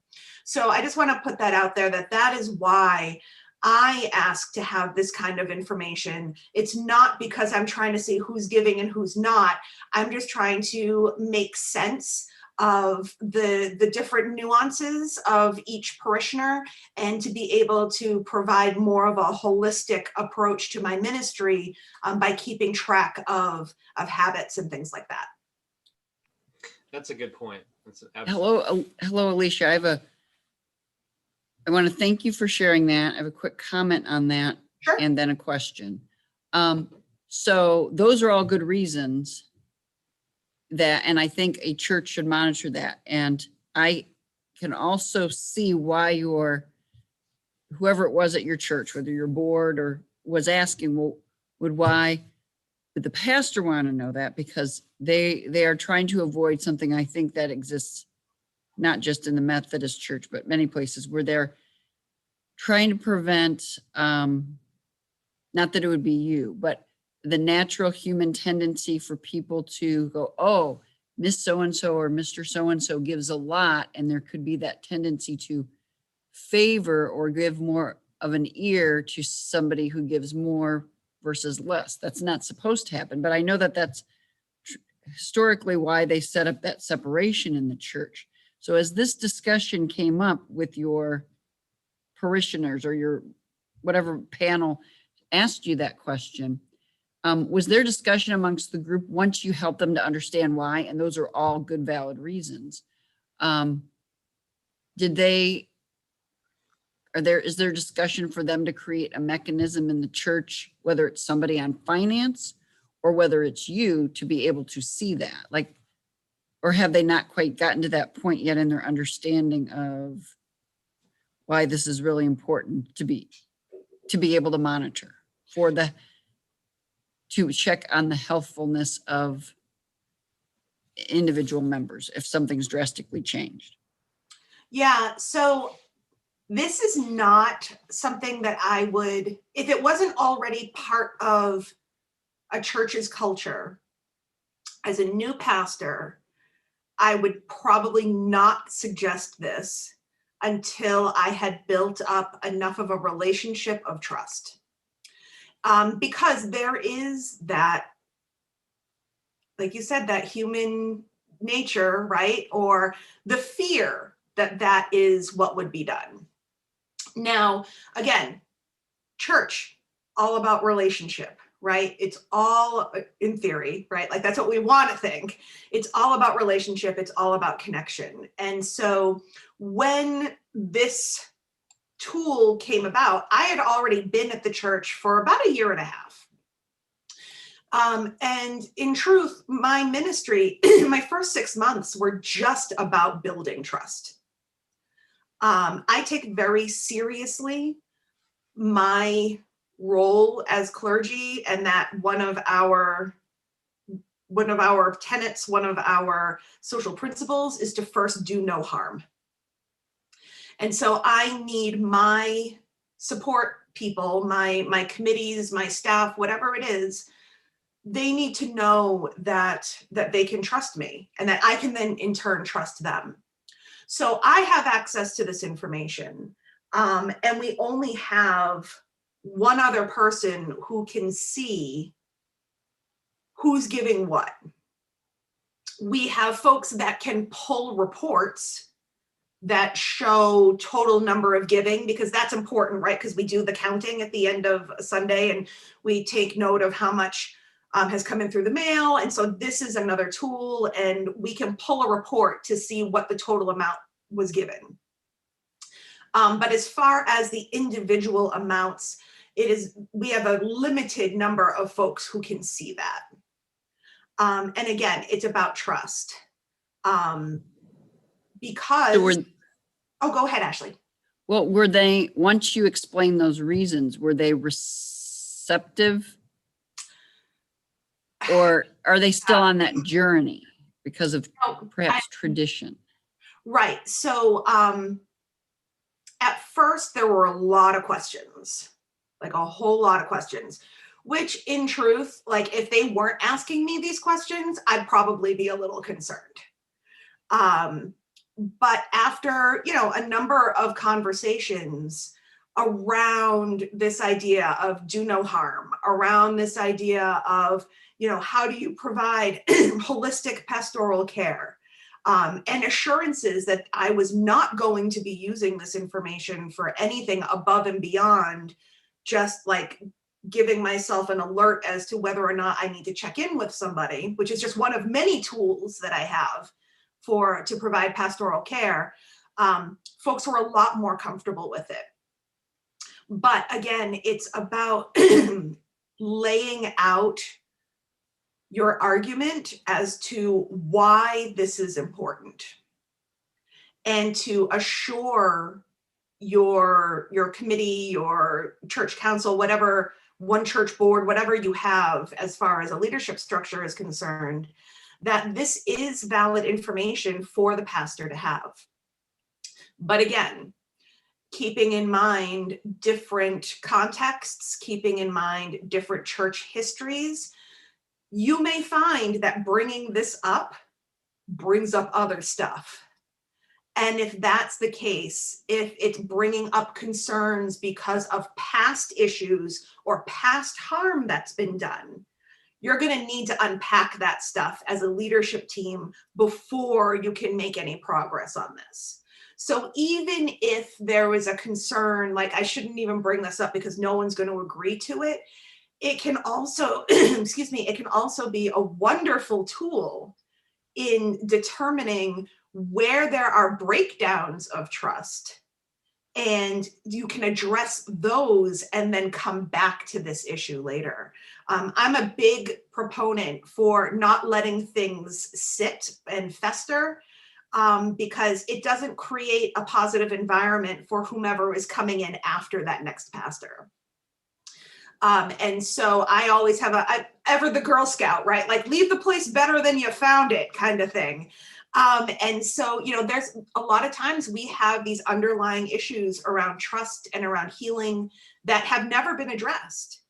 Because either people are uncomfortable with talking about money, people are uncomfortable about talking about past behaviors that have occurred either between clergy and laity or laity and laity, clergy and clergy, right? So even if you feel like this may receive pushback, I would still encourage folks to have this conversation with their committee members, with their leadership, because it's also going to give you a window into how other people are feeling about this, and may open up some really fruitful conversations around stewardship and giving and transparency that maybe were difficult conversations to have before, or you just didn't have an entry point into it.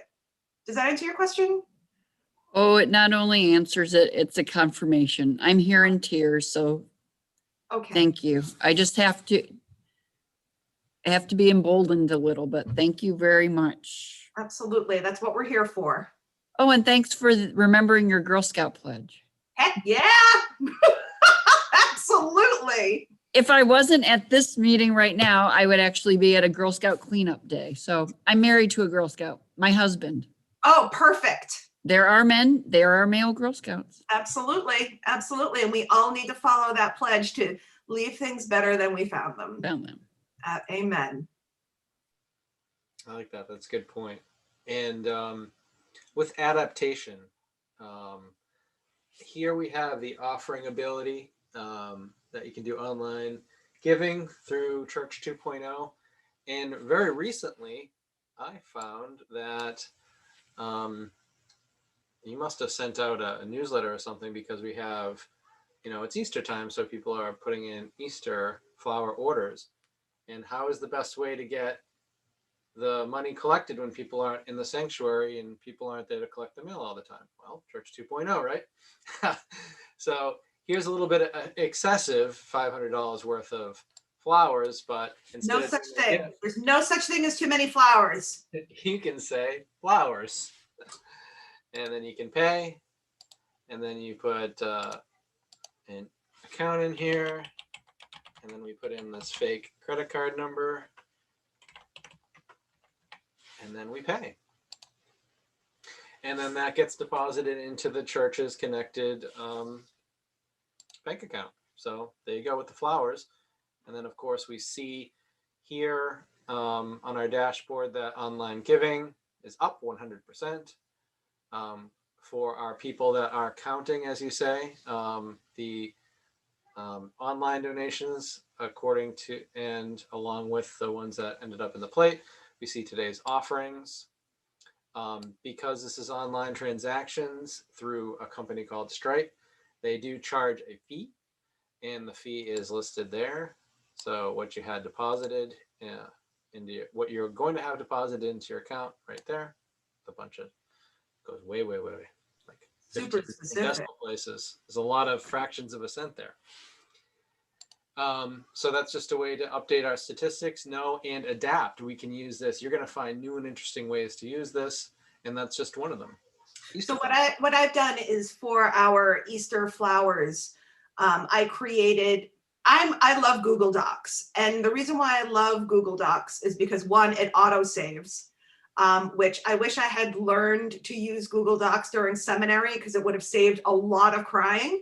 But it automatically saves. Anyone can access it if they have the link. So if you are trying to, we've all been there, right? This meeting could have been an email. Like we've all been there. And so this allows for collaborative work to have access. So what I did was I created a Google form for people to order flowers. And part of the Google form that I then emailed out as part of our weekly newsletter was to tell people, like, you can pay online. Here is the link. And to indicate that these are for Easter flowers. And so it was a twofold kind of, now everyone's going to know my secrets. It was a twofold attempt to get people to use the site, to register, and to be able to do that flower order with ease, single click, right? And then to not have to worry about how we're gonna, are you dropping off an envelope? Are you sending, like, are things crossing in the mail? That sort of thing. It's instantaneous. And so we have had people, just click on the link from the newsletter, brings them right to the form, they fill everything out, and it's done. And so this is also a great way to integrate these different platforms that we're using to keep all of our information in one place. Good point. And I believe the Stripe payout from Stripe to the bank account is something like a day, 24 hours. So it is not a long time between then and now. Ashley? Quick question, Brian. I'm looking at the virtual page. Yep. And I noticed that when you gave $500, it says today's offering $515.55. Stripe's fee was $15.25, and then the deposit amount. So that is why specifically you gave $515, because you knew it would be a certain percentage taken out. Yes, and that is a good question. So as a user, so when you sign up, you are able to put in a bunch of information here. And I'm just going to quickly go through this because I know we're over time. If you choose or not to choose to use pronouns, you can do that there.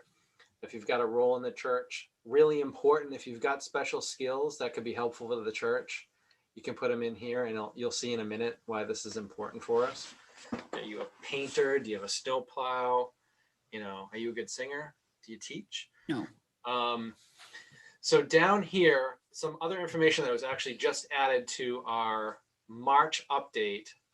We've got, are you a member? Okay, again, this goes back to sort of like the church important information. You gotta get to the conference every year, right? How many members do we have? Okay. You can choose to put that in there. If you have a spouse or a partner, you can put that in there. Your children. How'd you hear about the church? Maybe it's I grew up in the church. Maybe it's a friend. Maybe it's Facebook. This gives information to church administrators on what's working and what's not for outreach. And then down here, here's important for notifications. So for the text messaging that this platform can do, you have to put in your mobile phone number and then the carrier. I think I've got them all in here, but if you find one that's not there, you can always call me or send me a message and I can get it added. I think I got pretty much everything in there. And they have to check this text message OK button. That way, when text messages go out, you're on the list. Also, for the March upgrade, they can check whether they want an annual report of their giving. So yes or no. And here's the custom amount. I said $500. Also, they have the ability by checking that box to add the cost, because it does cost 2.9% plus 30 cents per transaction. So if we didn't check this box, the amount that would be given would be 500 and the church would see less. Okay. By clicking cover transaction, the church is going to get the full amount, probably a few cents more for rounding. But that is where that is found, and it's an option. It's not on by default. So if somebody wants to do that, they can absolutely do that. It's in their profile. So good question. And that answered your question? Yes, it did. And it helped me decide whether I'm going to mail my $10 check with the 55-cent stamp, or instead I will just cover it and end up being still under Yeah, there you go. the stamp. That's a good point. That's a good point. Yep. Okay. So yeah, that's all about the giving. And again, for the finance team, you have the option of this really cool graphic, okay, which is going to show you over time, like how we're doing with people that are doing online giving. Is it gone up for some reason? And why might that be? Is it 0? Probably for these days that aren't a Sunday. The other thing you can see as a finance member is you can see the amount and for what, because now we allow the ability to earmark. So if you want flowers or a general gift or AV or whatever you want, by default, if you don't choose anything, it's a general gift. It'll show up here so that you can, appropriately track that. And then the donor, if they've signed in, it's important here now to let people know that if they want it to be tracked within the system that, Ashley gave, you have to sign in. So you have to sign up, sign in. That way it says, in this case, demo user, and then, what it was for. If you don't sign in, right, as we saw, you don't have to sign in to give. You're just going to come across as guest. Now, can you find out who gave that? Yes, you can. And you just have to go into Stripe to find it. Okay, so it's not like that's lost and it's a mystery who that was. The other thing that I've built into this is a quick way to say thank you. Okay, so you get a text message notification if you're on the finance team when people give. You can go in here, take a look at it and say, oh, okay. Now, demo user for flowers, $515. It's really good. Let's send a thank you. So click that button and it sends a thank you that says, hey, thanks so much for your $515 donation for flowers. We appreciate it. So that's just a good way of, again, acknowledging the people. And then what else did I want to do here? Okay, so really quick, I'm going to show you two things. Notification Center. This is where we can send text messages, and it gives you a history right now of how many people that reached and what the message was, like church is closed, SPRC meeting. I've seen cases where nobody knew about it because it was posted on Facebook and then on Facebook. So things like that. But we just click the new message, and then we see here that it's going to go to everybody that has a registered mobile phone and opted into text messages. And in this case, it's 4 users. And you type out the message, and then you send, and off it goes. That's simple. And then finally, I wanted to show you the new update for our parishioners.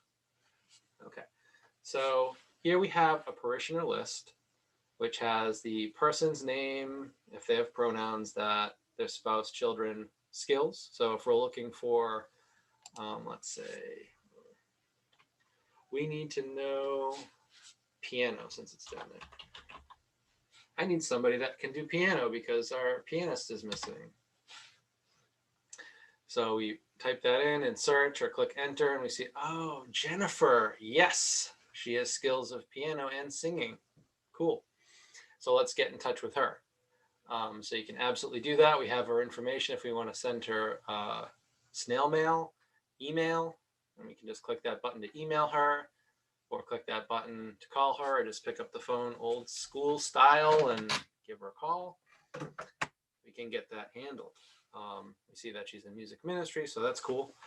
But that's just a way to get that information, how they heard about us, if it's something that was, out of the normal, you know, with social, maybe they heard about us through a friend or whatever. That's all good to know, but this is our member management, and it gives us a lot of information here about that person.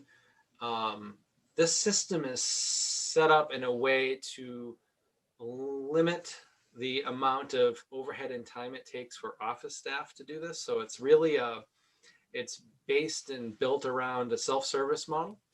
So people should be able to sign in and put this information in themselves. But there is a way to do it on your own if you need to populate everybody into it. And then they can update anything as it happens. And then one final thing before I go into Ashley's question.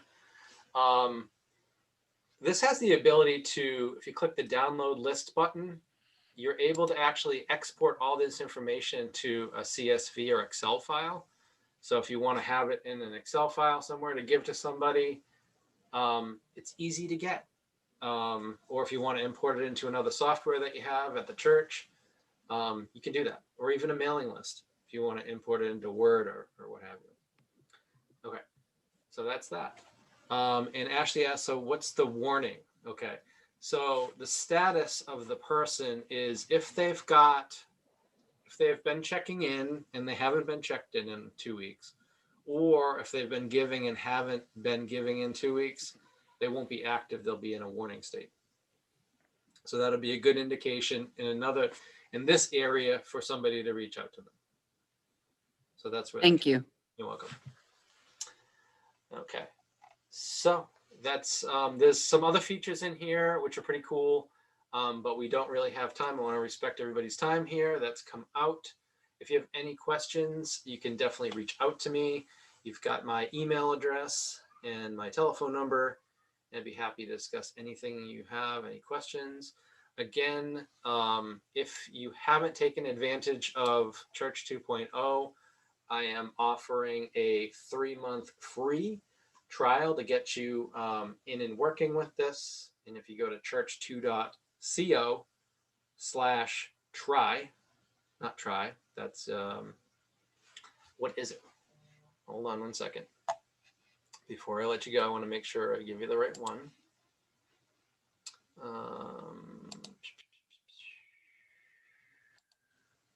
Right. Here it is.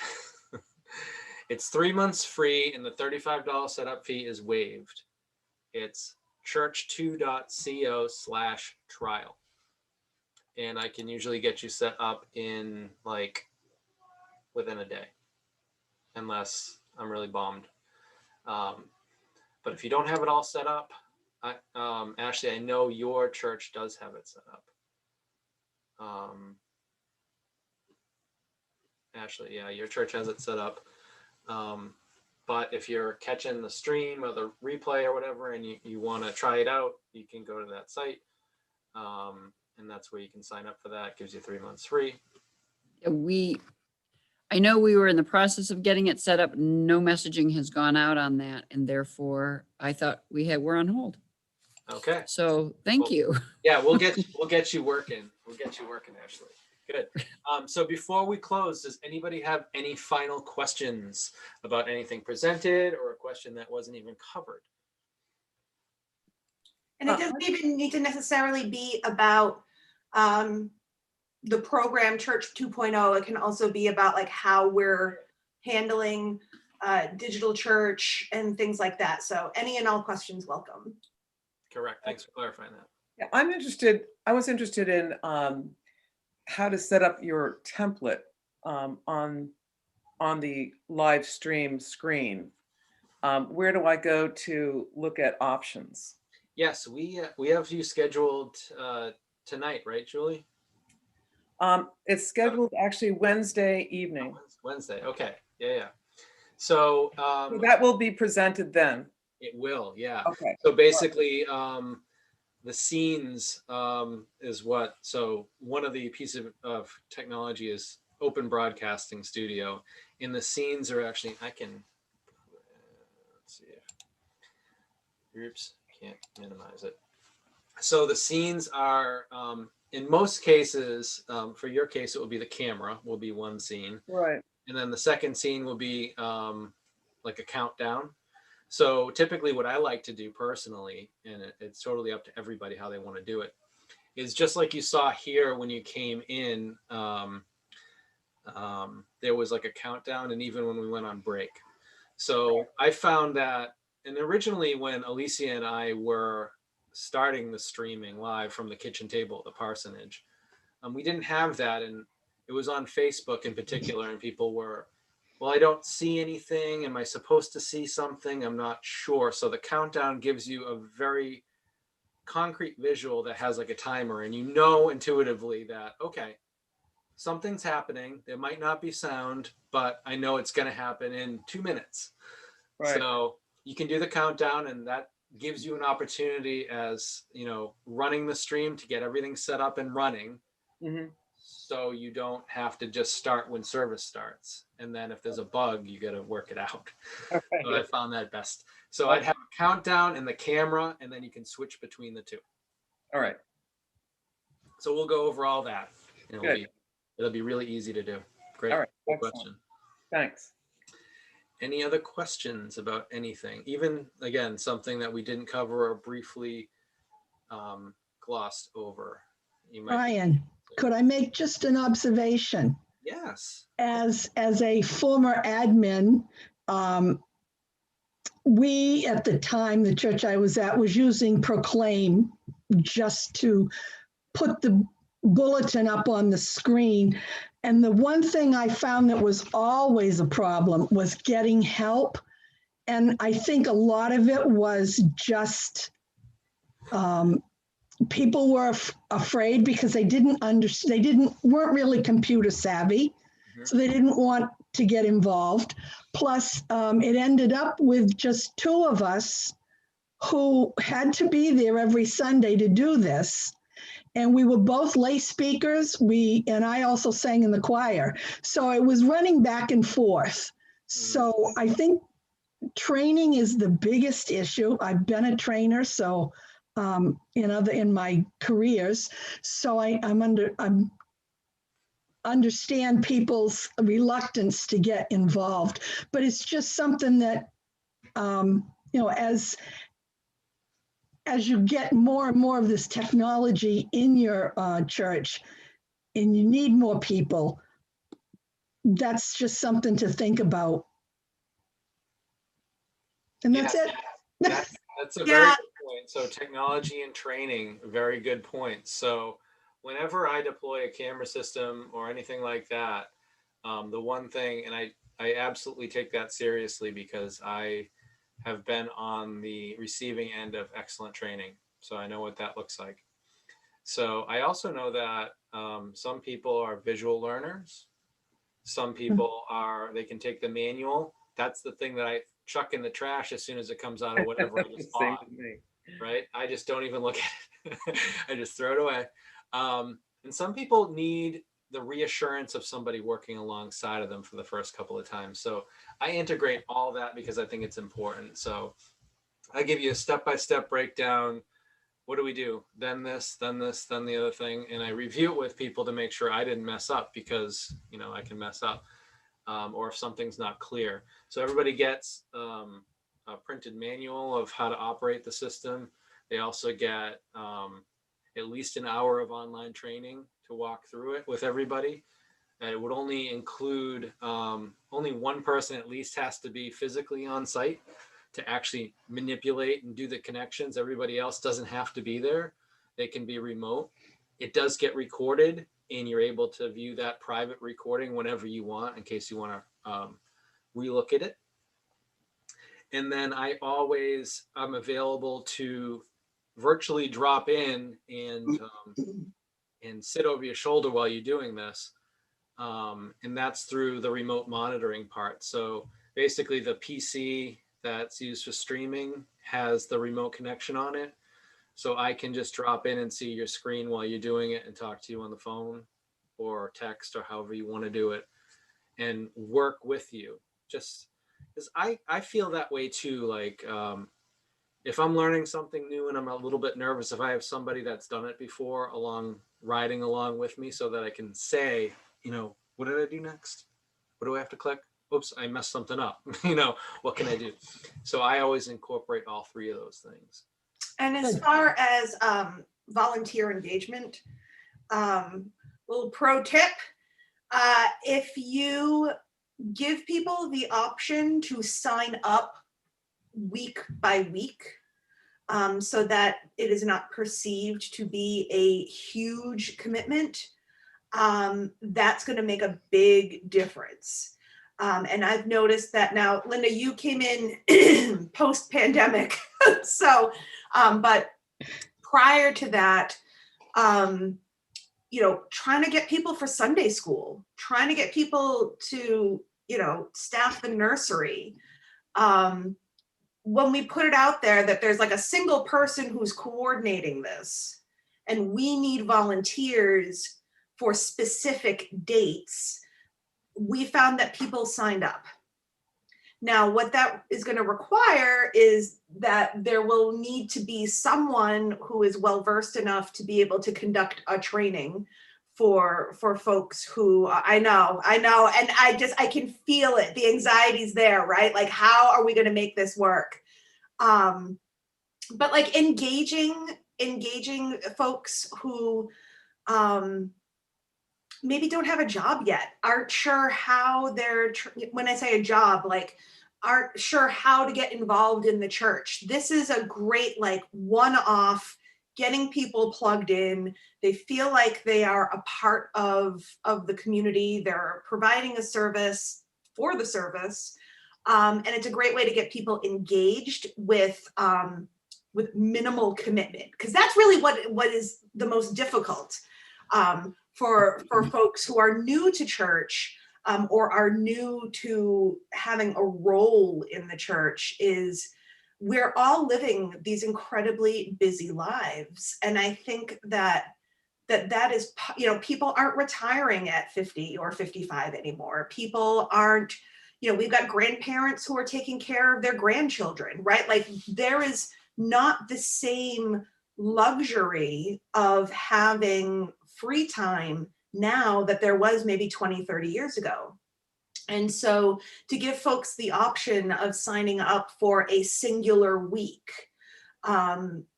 is going to be, I think, really beneficial to trying to get more folks involved.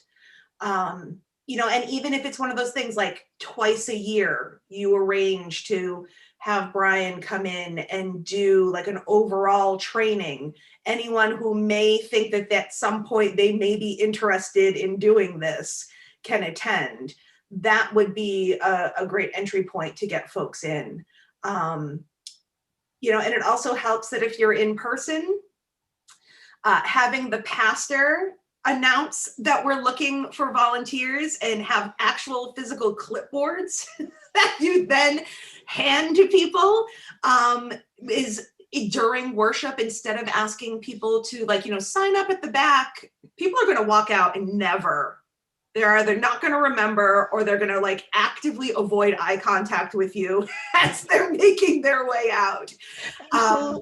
Absolutely. So by taking your time during the announcements to have those two clipboards and say, okay, we're looking for folks to be able to staff, I don't know, the cookie table or something like that. We need folks who can bring items when we're able to do coffee hour again, to bring items, and just sign up for a week. And then because I don't have a staff, I will take those clipboards and right after church, go into my email and schedule emails to go out 48 hours prior to the day that they have signed up, to remind them that they're supposed to be bringing cookies to coffee hour, or that they're supposed to show up an extra hour early, has totally changed the way we're able to engage volunteers. So that's something to think about as well. And then don't be afraid to remind people of why we do this, right? Why do we do this? And my people my jumping off point from preaching and teaching is baptism. And as United Methodists, when we baptize a child, an adult, when we welcome somebody into our faith community, as a congregation, as a community, we are making promises to our new baby Christians, right? Like we are pledging to support you in your work and in your life in the church. And then we reaffirm our commitment True. to the church, right? And so I have no problem bringing that baptismal covenant into play when it comes to stewardship, when it comes to volunteer engagement, when it comes to trying to find people to do Sunday school, because it's a part of our responsibility as good stewards of our time, our witness, our energy, to ensure that we have these particular, spots filled. So, don't hesitate. Remind folks, like, remember that time when we said, we're going to, counteract evil and justice in whatever form it presents itself. This is part of our commitment to the church community as well. And so, even if it's just in small bite-size pieces, people being able to volunteer for a week at a time. When you have snowbirds, when you have people who go on vacation, I think most of our worshiping community is on vacation at some point during the summer. But if someone knows that they are scheduled for XYZ day in June, or they know when their vacations are planned, they can plan their volunteering around that. And so you're encouraging folks to be proactive as opposed to reactive when something is needed in the church. So it's another tool for stewardship and for community engagement. I think in the looking back, the biggest part that was missing at the time that things like that were done was, and we've discussed it, was communication. You had an admin, and when you have an admin, you need to use them to the fullest extent. And so, but yeah, training and getting people to volunteer is just difficult. I think it maybe have been the parish. It's difficult no matter where you go. And it's because, gosh, I could hold a seminar just on why is the church a hot mess right now in the 21st Absolutely. century, and part of it is that we are no longer a society that puts value in taking time. There's no value in that. There's no value in carving out space to tend to your own spiritual health in the same way that perhaps there was in years prior. Part of that is because people are finding community and finding church in places like CrossFit or the local knitting group, or they're finding fellowship in these other places. And so, to expect that folks, their social center is still the church, especially for folks my age or younger, that's not the case anymore. Mm. And so, that part of community engagement is about giving people permission to commit what they can, right? It's kind of like tithing. Yes, we're supposed to be giving 10%, right? But there are other ways to tithe. It's about making a commitment to something. And so, tithing your time, tithing your finances, tithing your prayers, tithing your witness, right? Like there are ways to be stewards that aren't always financial. And I think that that's one of the things that we as a church across the board as mainline denominations who have deep roots in a community, we don't remind folks that they are encouraged to give what they can. So Okay. if there's this perception that, you know, it's this huge year-long commitment, no one's going to do it. But if there's an understanding that many hands make light work, and that we can break it down into small chunks. My dad's famous for saying you can't eat an elephant all in one bite, right? So by That bringing, came to my mind. I'm sure you've heard that before. And so, you know, being able to break it down into manageable chunks, especially for those of us who are so overcommitted, the ability to say, okay, I know that on this particular week, I am doing something with the church is going to make a huge difference. And part of that is being permission giving and giving folks permission to admit that while the church may be a priority, their time is so limited. You know, that's something to think about. So, yeah, like I said, I could talk about this all day. Community engagement. And I've tied you up longer, so thank We are you. going Thank you, to- Brian. We are going to end the meeting. I appreciate the pastor Alicia Stewart for joining me. Your insight into that area of this was critical. And thank you to you all for spending some time to discuss this. It's very important what we've discussed. And I just thank you all for your time. And if you have any questions, you know how to reach me or Pastor Alicia. We'll be happy to work with you. Thank you, everybody, and have a good rest of Saturday. And Ashley is gonna stay because she wanted to see our little Advent boxes. Oh, okay. No problem. So Julie, thank you so much. Linda, thank you so much. Appreciate you. Thanks, everyone. Yes, your Advent box. I liked that. That was really nice. You're still recording. Can we? We can. Okay, here we go.